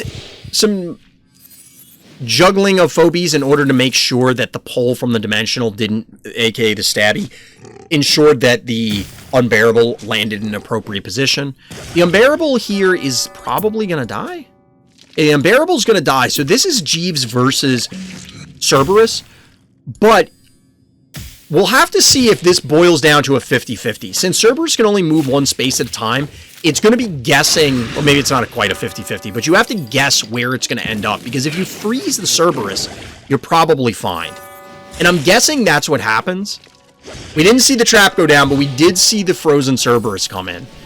So this mountain, this colossus of hit points, is going to get annihilated.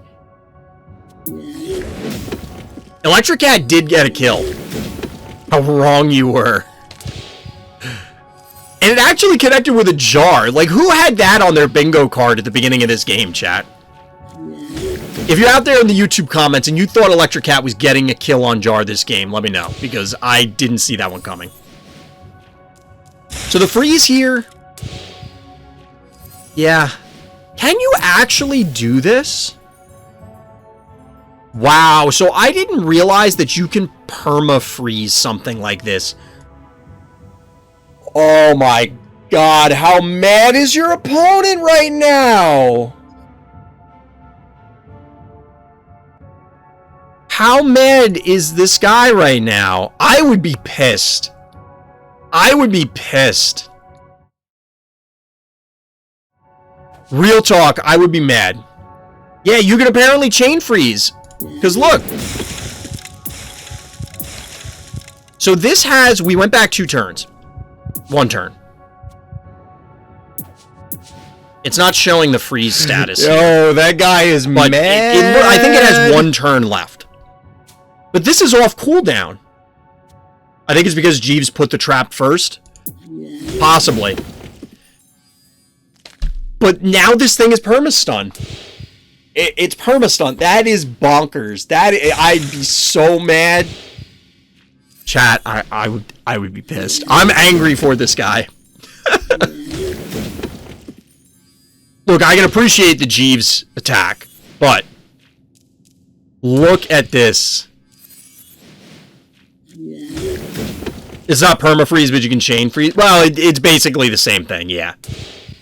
This is ridiculous. Like, come on. I can see why this game got highlighted. This feels like I need to put a censor bar, because this is obscene. This is not for younger audiences. That was brutal. Yo, that guy is mad. That was brutal. Chat should be... I did open up the ability for chat to clip things. Oh my god. Like, that may or may not end up being a, the intro for this video. Because, like, real talk, chat, we saw some cool plays tonight. We saw some interesting strategies. But I don't think anything tops the bullshit of that. No! Like, real talk. I don't think... You'll have to tell me, chat. I'm going to take a quick break, but let me know if you think anything we've seen tonight tops the BS of that. Alright, chat. So we're going to jump in, take a look at this cactus game. This is on, looks like Biff's room against DD. We see an MVP and a Venus. Now, this is a under-leveled victory, as you can see, 25-32 here, so this should be pretty cool. Let's see what we got. Let's see what we've got. So we have Cactus here as the blue player in the blue trunks, in the blue corner. We have Cactus starting off with a fairly standard Catless Cassowary opening. Now we have a relatively non-standard opening from DD here, which is the Primate. Now the Primate does threaten a lot of tiny phobies in the same way that Cassowary does, but I don't know, how much health does this have? This has 1600 health. This thing dies if it goes in. I stepped on a jar cannon. So we see a Primate into a Stabby opener? This is interesting. Like, this is really strange to me. I like Stabby as a follow-up. I know we spent a lot of time talking about Gilbo's opener with Stabby, but I think it's very interesting to have the Stabby follow-up when you've already got stuff committed onto the board, because then Stabby reinforces, turns into a turret, and annihilates your opponent. Getting it advanced as the first play is, you know, part of the genesis of the Stabby first opener, because then it's already in position and you follow up behind.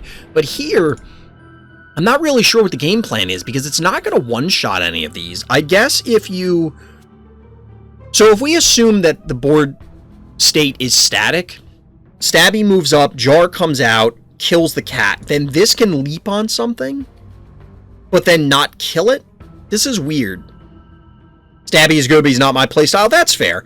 I mean, Stabby is a very strong phobie, just because, and I mentioned it before, I feel as though Stabby could stand to get nerfed. Probably just on the damage output.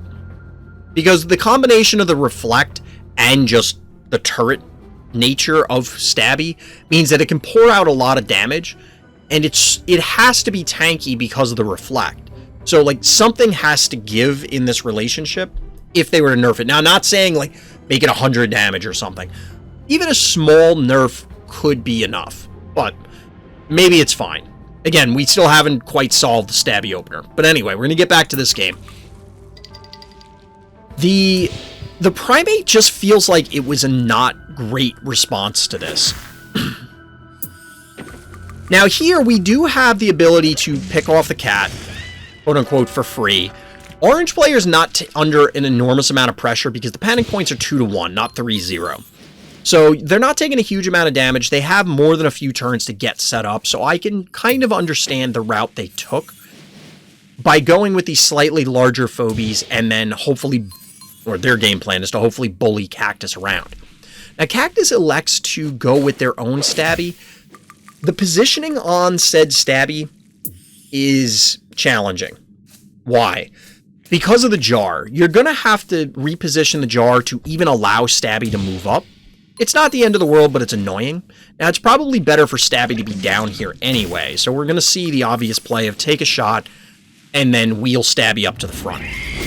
The only question is whether you'd advance Stabby to be in range of theirs, and clearly the decision point here is no. I'm not real clear about the cassowary dive, though. So, blue player here only has 4 phobies. They could commit another phobie to the board without having to worry about sacrificing anything. This cassowary is clearly dead, and I guess hypothetically there's no safe place for it because now the leap is back online for Primate, but you could have ran it like into this top corner, and it represents almost 500 damage here. It's a level 6 cassowary, and cassowary can get up there as far as damage output goes, so I feel like you'd rather hold on to this than not. Like, the damage on Stabby is okay, but is that really what's necessary? Additionally, we see this. The Clinico follow-up means that all that damage that was put on Stabby ultimately results in, hey, I incinerated 2 keys, so... Oops. From this position, honestly, I would have felt that orange is in an okay spot, but it's not fantastic because they are locked into all 5 phobies on this small map. Clinico makes things a little challenging in that sense. But they are able to put a hurt on Quagmire here with the combination of their stuff. It should not be anywhere... Well, maybe not. I was going to say not anywhere near enough to kill it, but it is enough to threaten it. It's down under 1,000 HP. It's going to heal, meaning that now it's back above 1,000, but that's still a lot of damage. The thing is that I don't know that Cactus can really punish this. They might be able to get the Primate. But if Orange can trade Primate for Quagmire, I think they're very happy with that. And they should be able to. Can you have more than 5 phobies? Yes, on larger maps.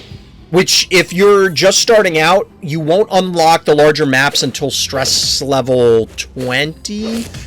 DT usually knows that. DT is really good with all the numbers. And case in point, DT is dropping the knowledge in chat. Stress 15, okay. Thank you, chat. Keeping me honest. So in the meantime, we see the Quagmire go down, we see the Primate go down, those were expected, but we see a follow-up Gin Sting. And a bank to 9 keys from DD. That's interesting given that there's only 3 keys left on Cactus's side, so something big, mean, and nasty could come out here. But the panic point control situation has not changed since turn 2 of the game. So we see the Stabby elimination and then a Venus follow-up. Is Venus really what you want? I'm not sure. But we do see a Hevo 3.0, which is, given we already know the outcome of this game, I can kind of see why that this one was submitted for review. Because trying to combat this Hevo from this board state probably is pretty challenging. So we see a good snipe here on this Murder Wing. I don't know, we'd have to go back. Could this Murder Wing have been... Yeah, this Murder Wing could have been repositioned. So this Murder Wing just dies for free, and this is something that has cost me a lot of games, where you have a Phobie go down, and it's like, oh, well, I just lost a 1 or 2 key for nothing. It doesn't matter, they're a 1 or 2 key, like, how important is it? Even those little ones can matter just because from a board presence perspective, it can be a big deal. I think when you hit 3 keys, such as Murder Wing, people more immediately recognize the pain of the situation. So this Murder Wing just sat there, did nothing. The orange player pops out Hevo, repositions Jar, and is probably like, alright, I got him now. Except you don't, because you're giving up a lot of board position. Basically, your entire board now is the Hevo. You're not... I doubt they can kill the Jin Sting. It's at 1100 health, so they're not killing the Jin Sting. They're not going to kill... Well, they could kill the Stabby, because they can get 2 hits. But it's going to be problematic. And we have Venus inching its way up into the fray. Now, this Hevo is level 6, so it's not a super high-level Hevo, but it has 2500 health to start. It's pretty healthy. And we see multiple kills here, because the Stabby's going to go down. They lost something else here. They soften up the Jin Sting, and the heal from Clinico is going to be, well, is online now.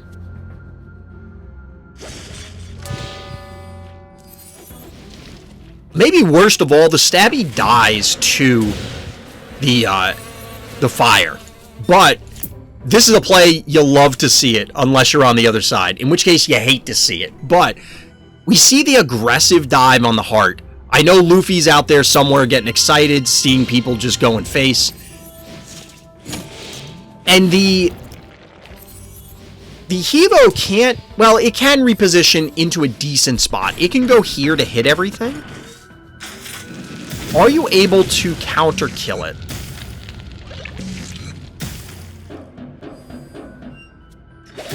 So we do see a trap go down onto the center point. It won't kill this, but it does put a lot of damage on it. This being the Clinico, of course. The Jin Sting does live. And there's a choice here to bees... Whoop. To bees the jar... I can't click on this. It's not letting me. I guess because it's dead. To bees the jar... And get the heart as well. So we now have Venus staring down a Hevo, who clearly has to come back here. But just like we saw in some earlier games tonight, our orange player is damned if they do, damned if they don't, because they have to choose between actually fighting the things they need to fight versus capping the panic points that they need to cap. So we see the obvious, they have to take this point, they go for the Venus, but I think even they probably suspected what's going to happen. And Venus has a huge, huge damage output. Venus is actually super dangerous. It does 590 from the trap, it does 590 just whacking things. Venus will ruin your day. And I think that's what just happened here. Because we got a trap, we got a slap, we got another slap. The Hevo does live, so Cactus here might have been sweating it. Cactus might have been sweating it, or maybe they calculated it. But here's the thing, because they moved away with the Hevo, and they kind of had to, there's no way for them to try and chase. They have to take this turn of repositioning. And because of the decisions that they're making in their repositioning, presumably they're scared of traps. That means that our blue player is able to just dodge them. Oh, no. Oh, I thought he was going to step on the trap. That would have been a fantastic end. But you can just look at the heart here. 259 health. Even if they recap this point, it doesn't matter. So how much health was Venus at? 720. They had to recap the point because if they pass turn, it just ends. Because of the damage that will be taken on each side because they'll recap the center. But because they walked in range, they get hit by the Venus. Doesn't matter. Doesn't matter. Hevo 3.0 bad confirmed. It's hard to argue with evidence like this. It's right in front of our eyes. I mean, what do you want to say? That was pretty cool. That one came down to the wire because we had that. I have to imagine that Orange player thought they had the game locked up. But honestly, if they didn't sacrifice that murder wing, I think this game goes the other way. I think this game goes the other way. Because they, like, look at the damage that, or the health that was left on this Venus. It's those little mistakes, like I pointed out in the game, that if you lose a unit here or a unit there, especially when you're now down to, you have no keys left, you need to preserve all those. And I have to imagine that they were kicking themselves as soon as it happened. Could they have pulled it back at the end there? Maybe. I don't know. It didn't feel like it. Felt like they were pretty much toast. Where's Druid? I know. I find it amusing that Druid is now known for Venus because it feels very appropriate, right? Big Brain Venus GG. That was some really good plays by the Venus player. That was a pretty cool breakdown. It was a cool breakdown. It still doesn't quite beat out the perma-frozen Cerberus yet. Like, if we did a highlight of the week, that one has to win, right? And I don't want to be bagging on any other replays or anything, but, like, that was ridiculous. But thank you for submitting that game. And thank you to everybody else who's been submitting games. Alright. So this was another user-submitted game. This was actually submitted earlier tonight.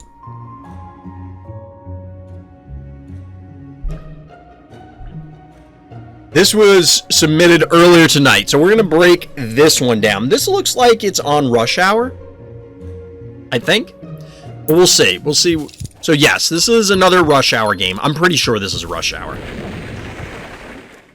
Pretty sure this is Rush Hour. So we see a somewhat... Whoa. Actually, I was going to say this is a somewhat normal opening, but it's actually flipped. So... the reason I say this is flipped is you can access this top panic point with a flyer immediately. We saw that earlier in a Gilbo game, I believe. Whereas a regular phobie, like a regular 2-move phobie, can cap this point where Murder Wing is. So the difference here is that this Murder Wing can threaten this spot. So I could see the argument that you prevent your opponent from sending a Murder Wing south. Is that worth it? I don't know. We'll see. Rush Hour just get kicked off map selection already? Good. I mentioned it earlier. I'm starting to dislike this map. I liked it at first, but then I started to dislike it. So we see the Cassowary Cat response, which allows Orange player to bank to 8. Now this is a very interesting setup.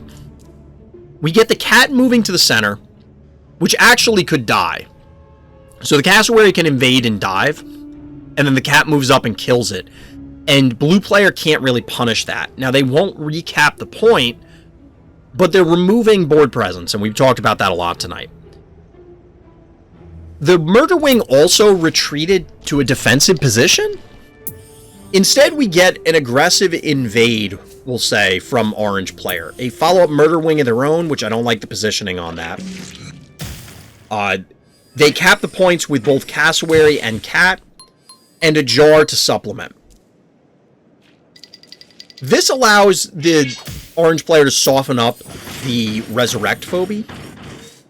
But in the north, they're going to lose their Cassowary for free. Hevo's good enough on this map, even though we were talking about how lobs aren't as spectacular here, namely due to the lava tiles. But Hevo's still pretty strong. Now, the lack of repositioning on the Resurrect Phobie is strange, because you're going to get the free kill there. The Murder Wing goes to the middle, which is very strange. Doesn't the Murder Wing just die? This is an 820 health. This is 4. Okay, so the Murder Wing will live. No, it won't. The Murder Wing just dies. But our opponent is... the orange player is at least manifesting the earlier strategy that we talked about on this map by being very aggressive. If you notice, there's a lot of orange panic points, aka all of them. The issue here is well, it's multifaceted. One, Sparky is terrible. I really don't like Sparky. Maybe Sparky is fine at higher levels, but right now Sparky has been hot garbage for me. And I'm almost never threatened by it, no matter what I have on the board. Now here... Hevo 1.0 might be more threatened. It's a lower level Hevo. This is only a level 6. So maybe. And that might be what they're thinking here, is that if they commit the Hevo, they get tagged by Sparky. But that means that there's going... I don't know. I think this just dies for free, the Murder Wing. And then the blue player can reinforce and possibly kill Sparky. Because Hevo is going to be standing on the healing spa. I don't know.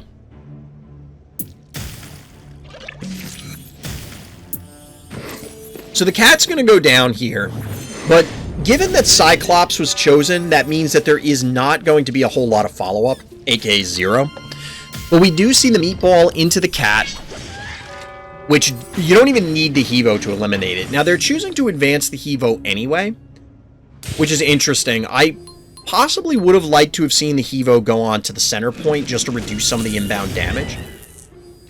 But Orange player seems to not be very interested in having Sparky connect with the Hevo, which to me is bizarre. Yes, a bunch of response damage could have happened, but they only have 5 keys. Their jar is on the board, their Hevo's on the board. There aren't many lobbers left that would have put a hurt on Sparky, and I feel like you need to damage this thing. So instead we have a Gargles come out. I was so focused on the top, but we see a Gargles come out that took an enormous amount of damage already. Like an absolutely enormous... How did this take so much damage?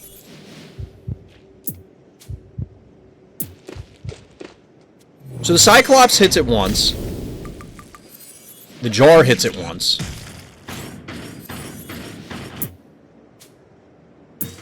And the Murder Wing must tag it. I don't really know about the Gargles play here. Gargles feels like it wants to be on a map with a lot of choke points or potential choke points so that you can lock stuff down. But most of the pathways here are pretty open. I guess you can force people through lava, but that's not great. So the Gargles transforms, which locks down that point. Given the aggressive opening by Orange, I can respect that. Because if they lock down, or if they're under the impression they can lock down a bunch of points, then they can pressure the heart. But instead, they're just giving up points here, except for, obviously, the one controlled by Gargles. Gargles in mid here seems pretty good, I guess.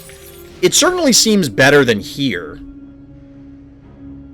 But Gargles, if I recall correctly, comes back at the end of their... at the beginning of their turn, the enemy turn.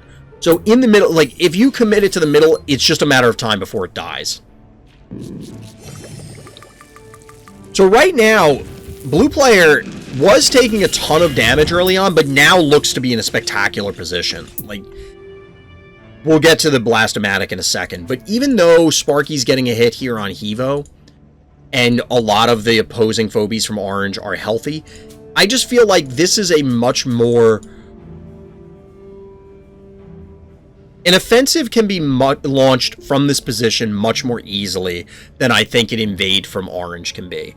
Now, that's before the Blastomatic comes online. The Blastomatic is, of course, an enormous threat. It's going to take a while to get to where it needs to be, which is probably somewhere in the middle, to break up the cluster of units. But having Octonauty means that, hypothetically, Blue is able to pick things off.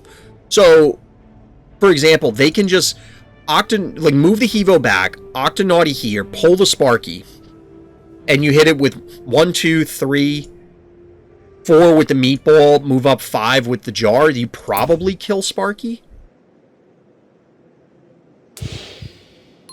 We'll see if that's the play, but Octonaughty represents an enormous threat. Okay, they're playing way more defensive. Maybe they have...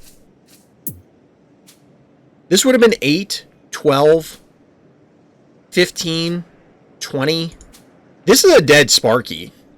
Oh, no, it has 23 health. Never mind.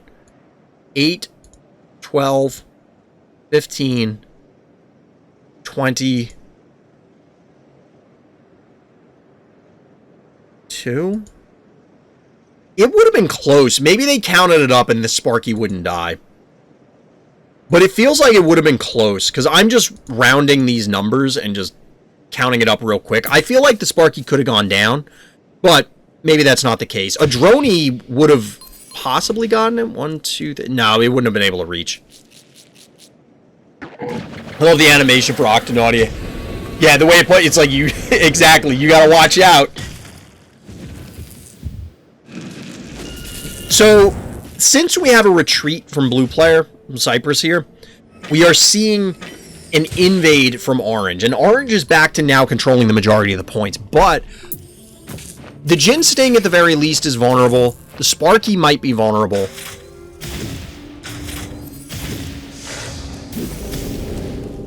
This is... So, if I'm in Cypress's position... I think I'm going for the Sparky. Again, you put Octonaughty here. You're definitely going to be in range to hit with this twice, and this twice. And you could supplement it with the Murder Wing. You do risk then the Blastomatic just walking up and hitting everything in a line or the AoE. But this Hevo is dead regardless.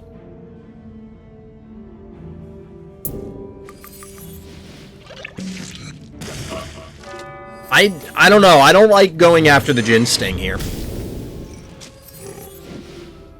Now, you do get to soften it up.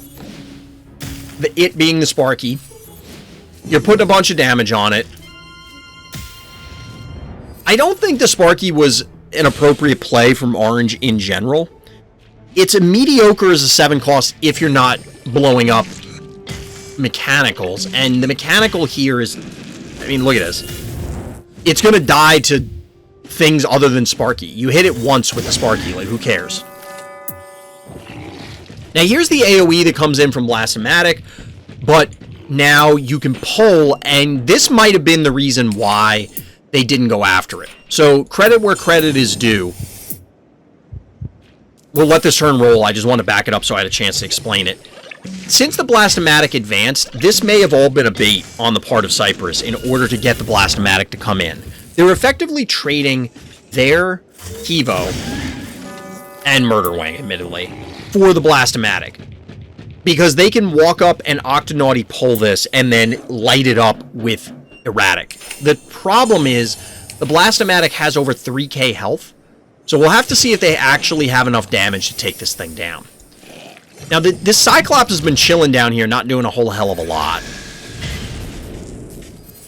And the Mr. Tramples is representing a pretty big threat, because it has such an enormous range to try and damage things. But as we see, there is, in fact, enough damage to kill this Blastomatic, which is pretty cool. I don't know if that was intended to be a bait, but if all those Phobies were out there hanging out as bait, that was a great play. Now, in the meantime, we're down to just over 2k health, and 4 panic points are showing as orange. That's a little scary. It's a little scary. But orange is now out of keys.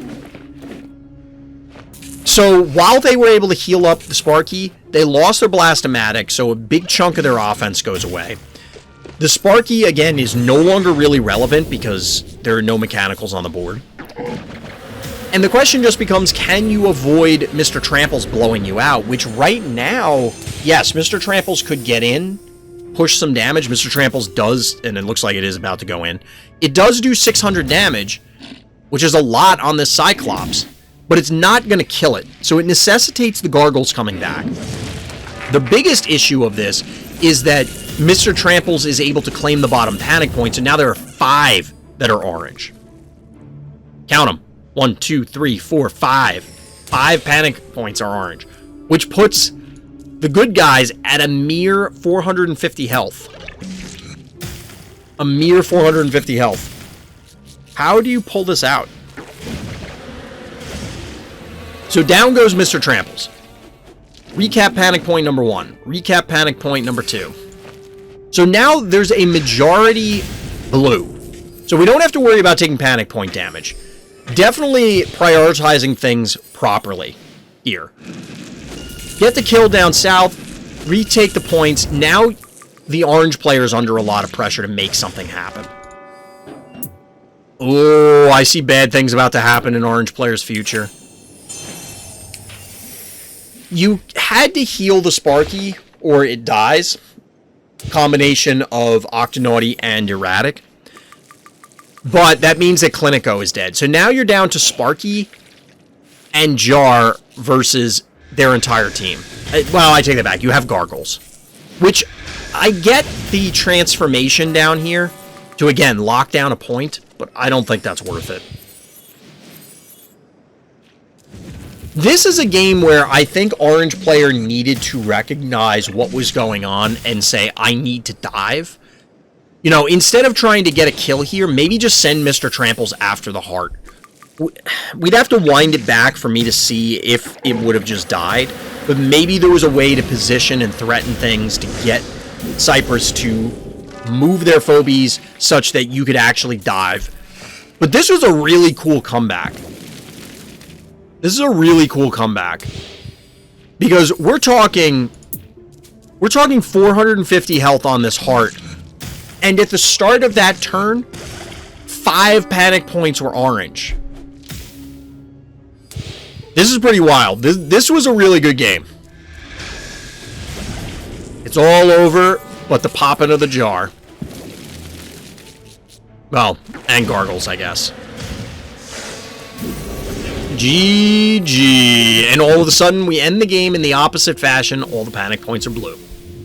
GG. That was a pretty cool game, so thank you for the game submission, Cypress. Much appreciated.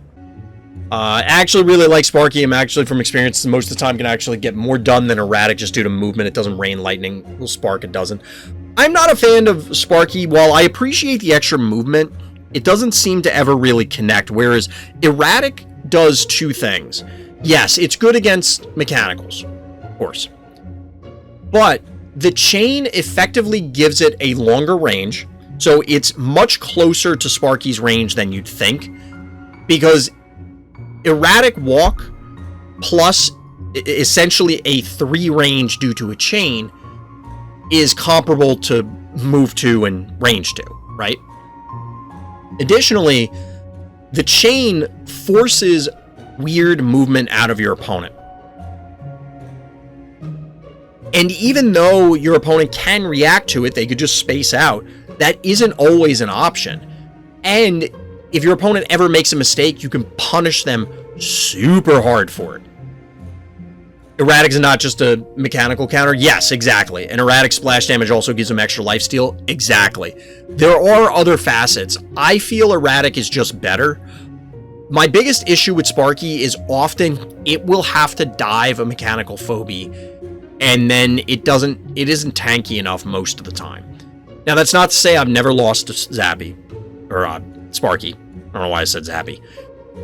Somebody said Zappy in chat, that's why.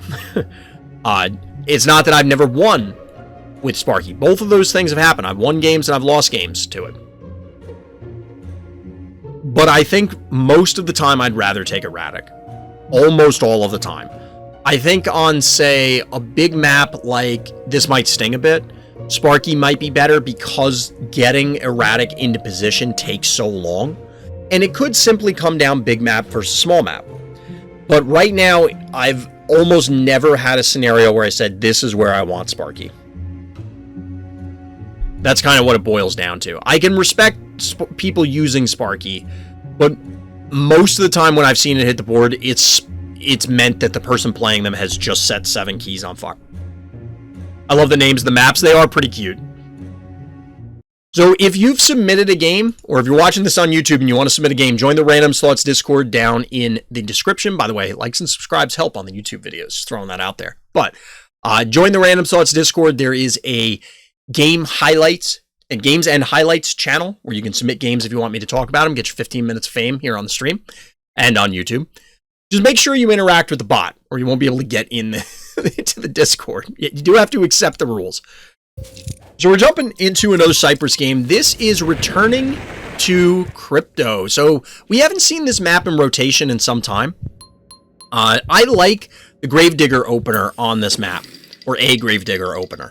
But we instead see a Gesundheit into Cat, matched by Cat plus Murder Wing. Now, Murder Wing is super important on this map. Murder Wing is super important on this map because Jar on the stem here controls an enormous cross-section of the map. Now, you can say that about a lot of maps, but in this one in particular. Now, we do see a Gravedigger eventually, but it breaks one of these back points. Just to highlight this momentarily, Gravedigger can seal off, respectively, either the top or the bottom, depending on whether you're first or second player, by dropping an obstacle down here, for example. This to the east of this panic point, southeast of this obstacle. You could drop a statue here, and then your opponent can't interact with this. So if you can then control with your Jar or other range character the middle point, that means that they are forced to try and dive into there. They can't try and position for the top and bottom ones because you're going to lock them out.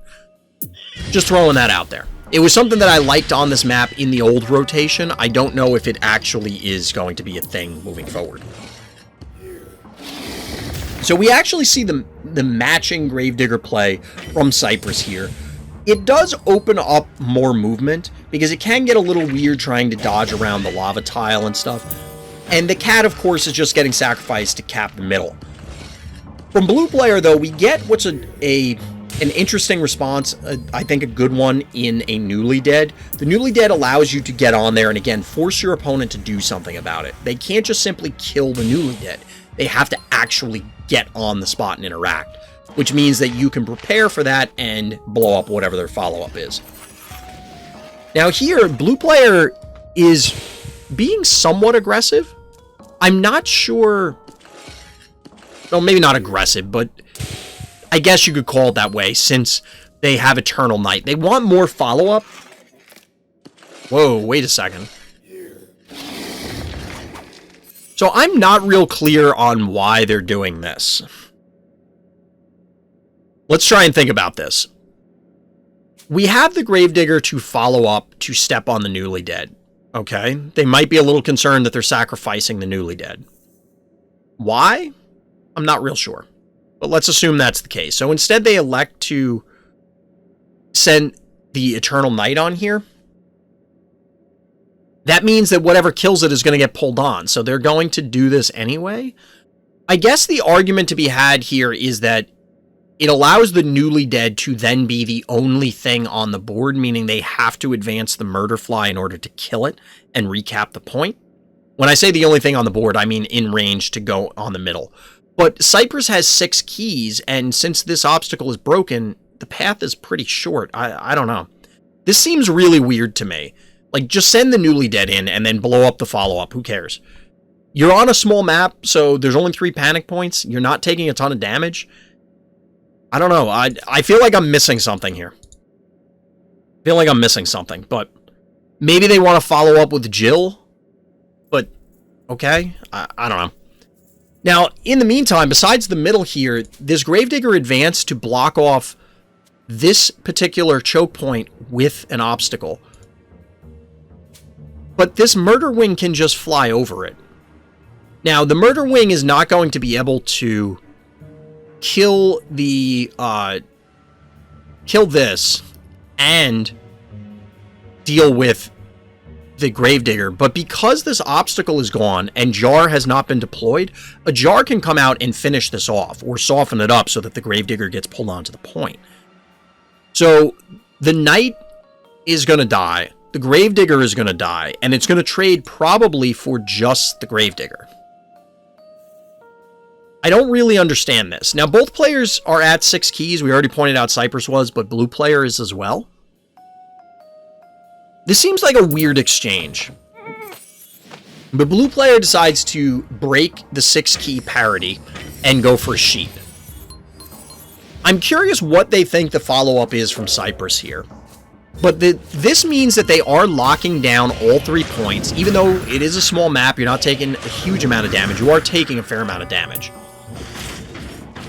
It is to stop the stim bomb, but I don't understand why they advanced up here at all, is the point. So, chat's pointing out that this blocks the murder wing from just annihilating the Gravedigger, which is true. Why are you even sending it up there?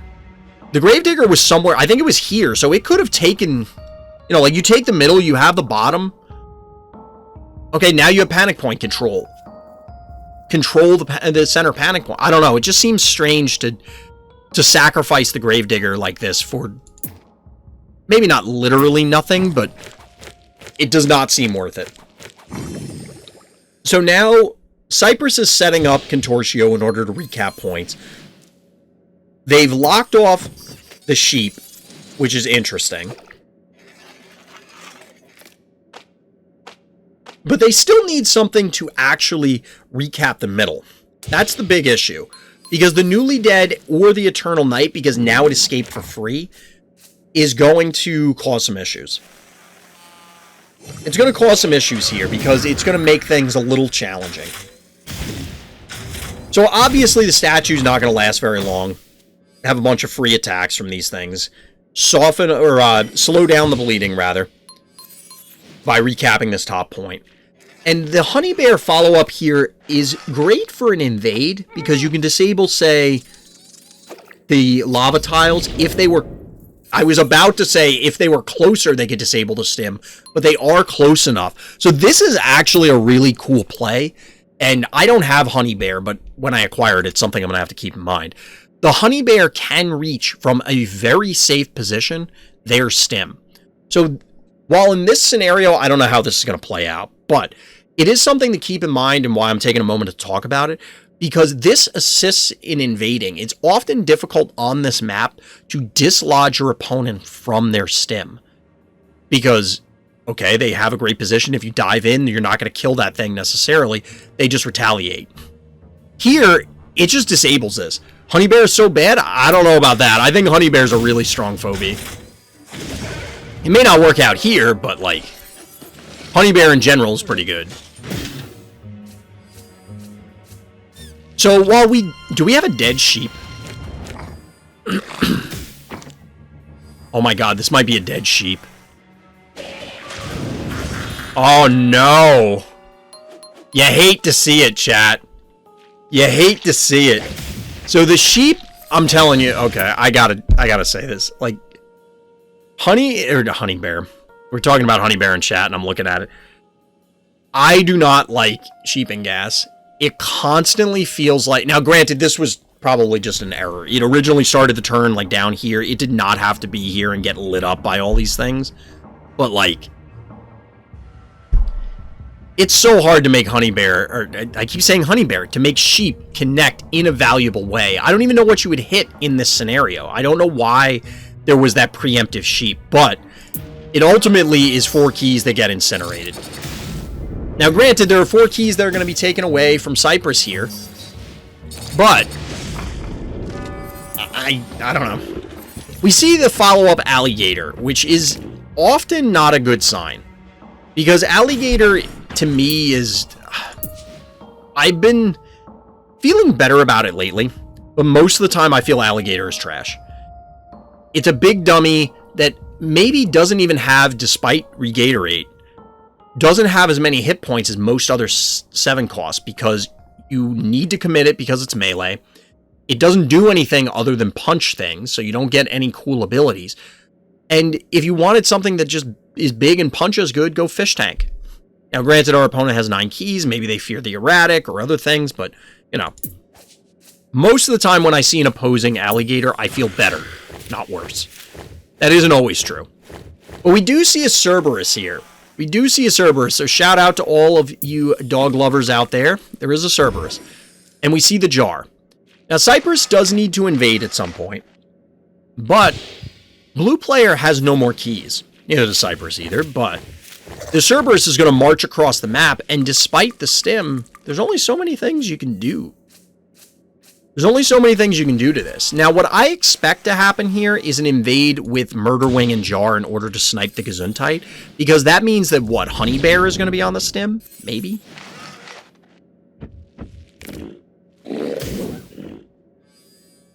I think at this point, our blue opponent is just kind of rearranging deck chairs on the Titanic, so to speak.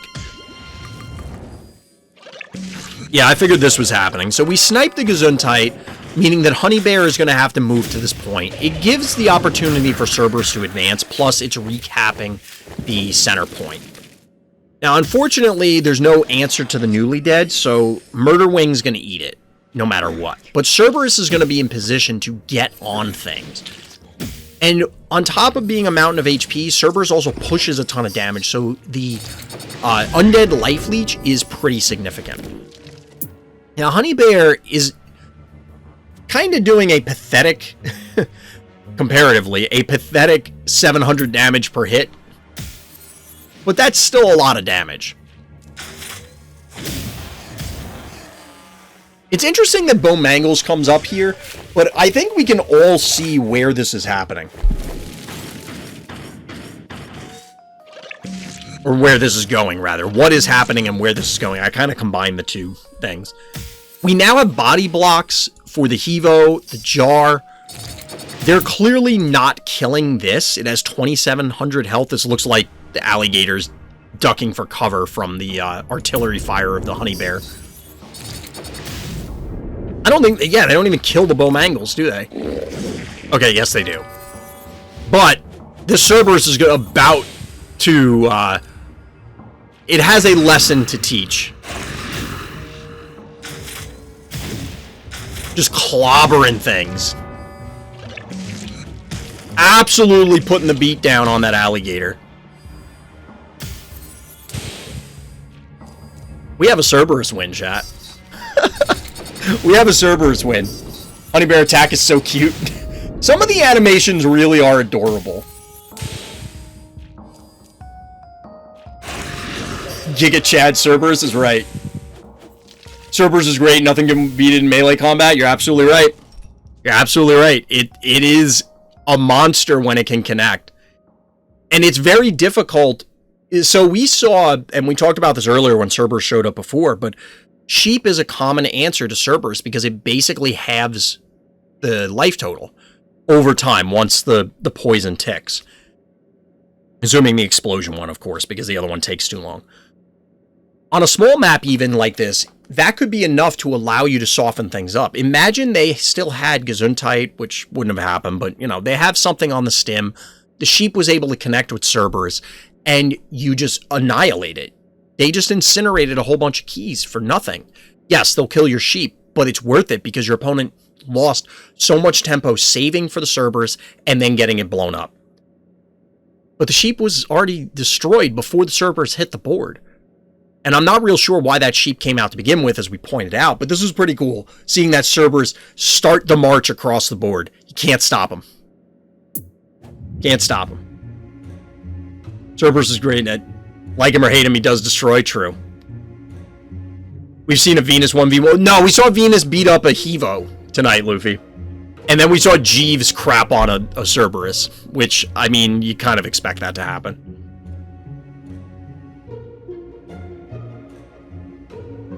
I've seen Cerberus out-heal...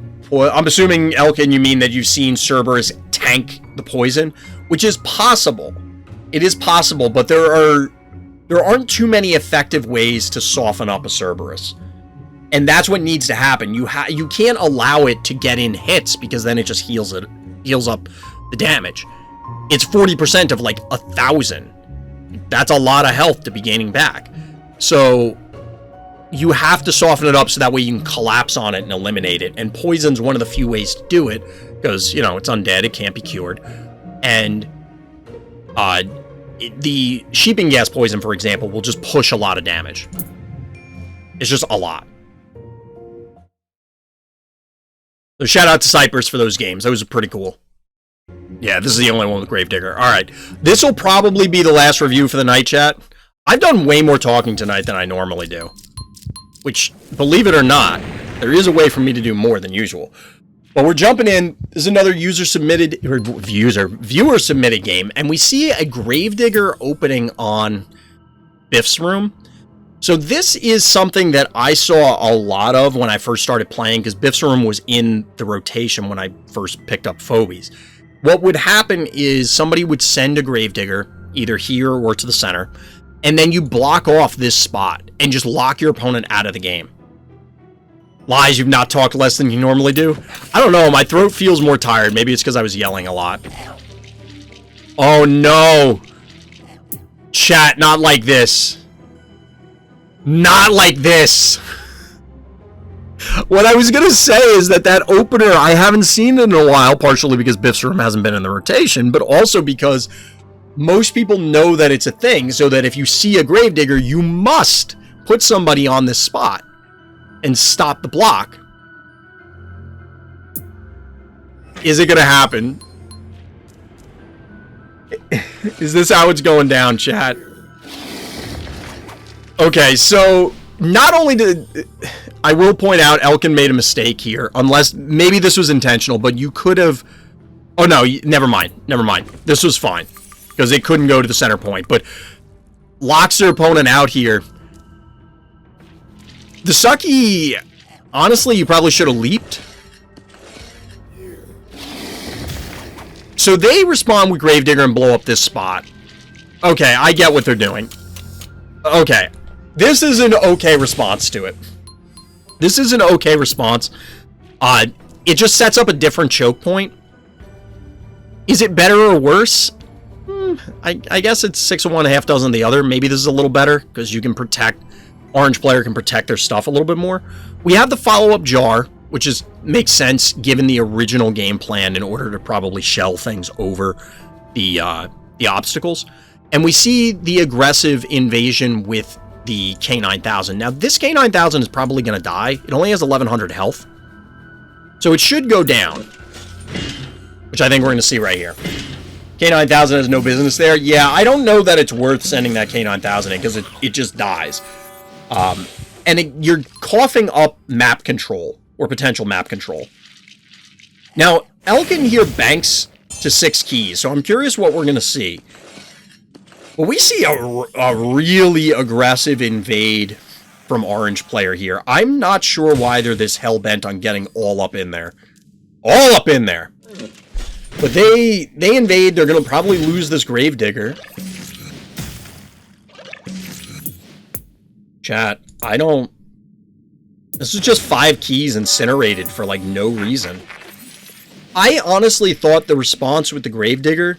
The Sucky is... Look, Sucky, yeah, we've had that discussion a lot. But the Gravedigger response was okay. I have no idea what our opponent's doing here. Like, why are they doing this? Blue player has lost no keys so far. And is up 5. So the gargles here means that they're going to be able to cap this bottom point and hold it, where they could fly in. And hold this, like, this is fine too, like, this is cool. We were talking about gargles in other games tonight, and this is a pretty solid usage of it. You get it on this point, your opponent's obviously hell-bent on being in here, you're going to block line of sight, again, targeting, as opposed to a line of sight, as we learned earlier tonight, that has a slightly different meaning. So you're going to block it here. So that means Bow Mangles is less useful. You're probably going to kill the Sucky. So they get pot shots with jars. We need a 3-key red cost version of Sucky. Sure.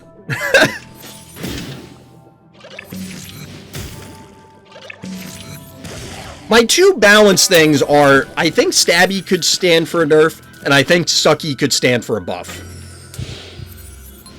In both cases, I don't think you need to change a whole lot, but... So we have the lockdown with gargles. They still can't kill this damn Gravedigger. Still can't kill it. And we have a primate follow-up. Like, this is looking great for blue player. This is looking great. So we have the primate go down here to claim the spot, the panic point. Is this a dead Bow Mangles? So, what I think... Where was the primate?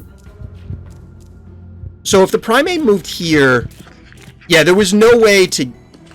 I don't think there was a way to get this bone mangles. Yeah, it is 1600 health. I was trying to think if there was a way to have all 3 phobies hit, but you don't have enough surface area. So the Grave Digger has clearly done its job.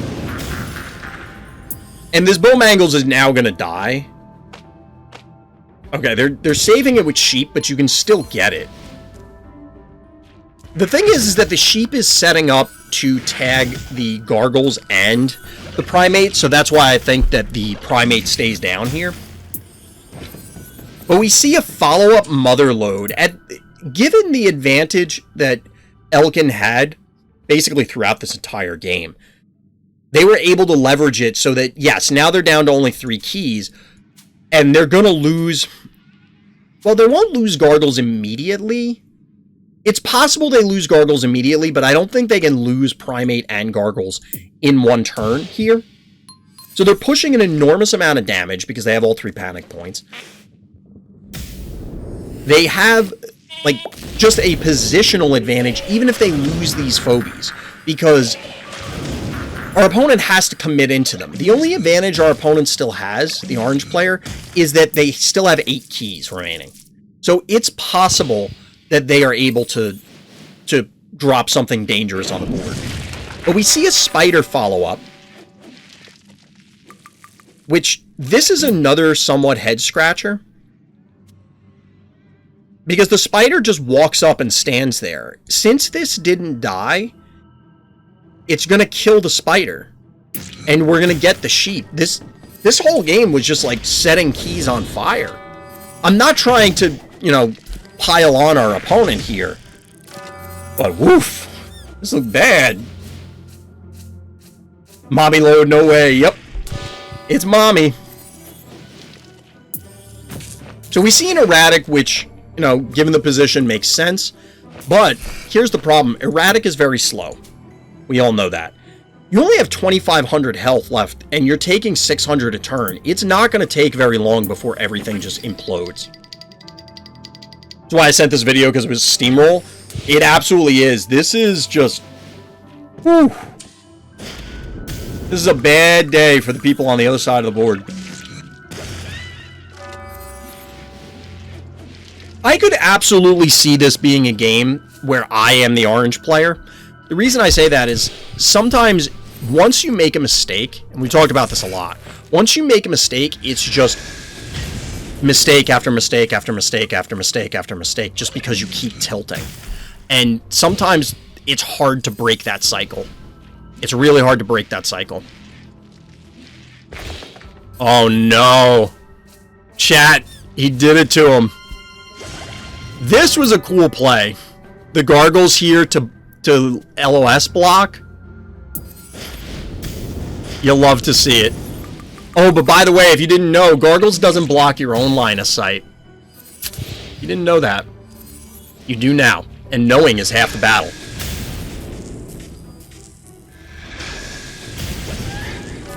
So they do take down Murder Wing here, but that's all she wrote. GG. That's a pretty cool game. That's pretty much a steamroll. That's pretty much a steamroll. That's pretty hot. I like that. Match with DT seems pretty intense right off the bat. Well, that's good to hear. That's good to hear. All right, chat. My throat is getting sore. My throat is getting sore. I'm going to call it a night. We'll be back tomorrow with more game reviews. We have Fright Night to do. We have some more in the channel to cover. Which, by the way, if you're in Discord or if you're seeing this on YouTube, definitely drop by the Random's Thoughts Discord. It'll be in the video description or ! Discord if you're in chat. If you want to submit games, I'd be more than happy to take a peek at them. As for me, that's going to do it. So as always, everybody, thank you for listening. Thank you for watching. And Black Lives Matter.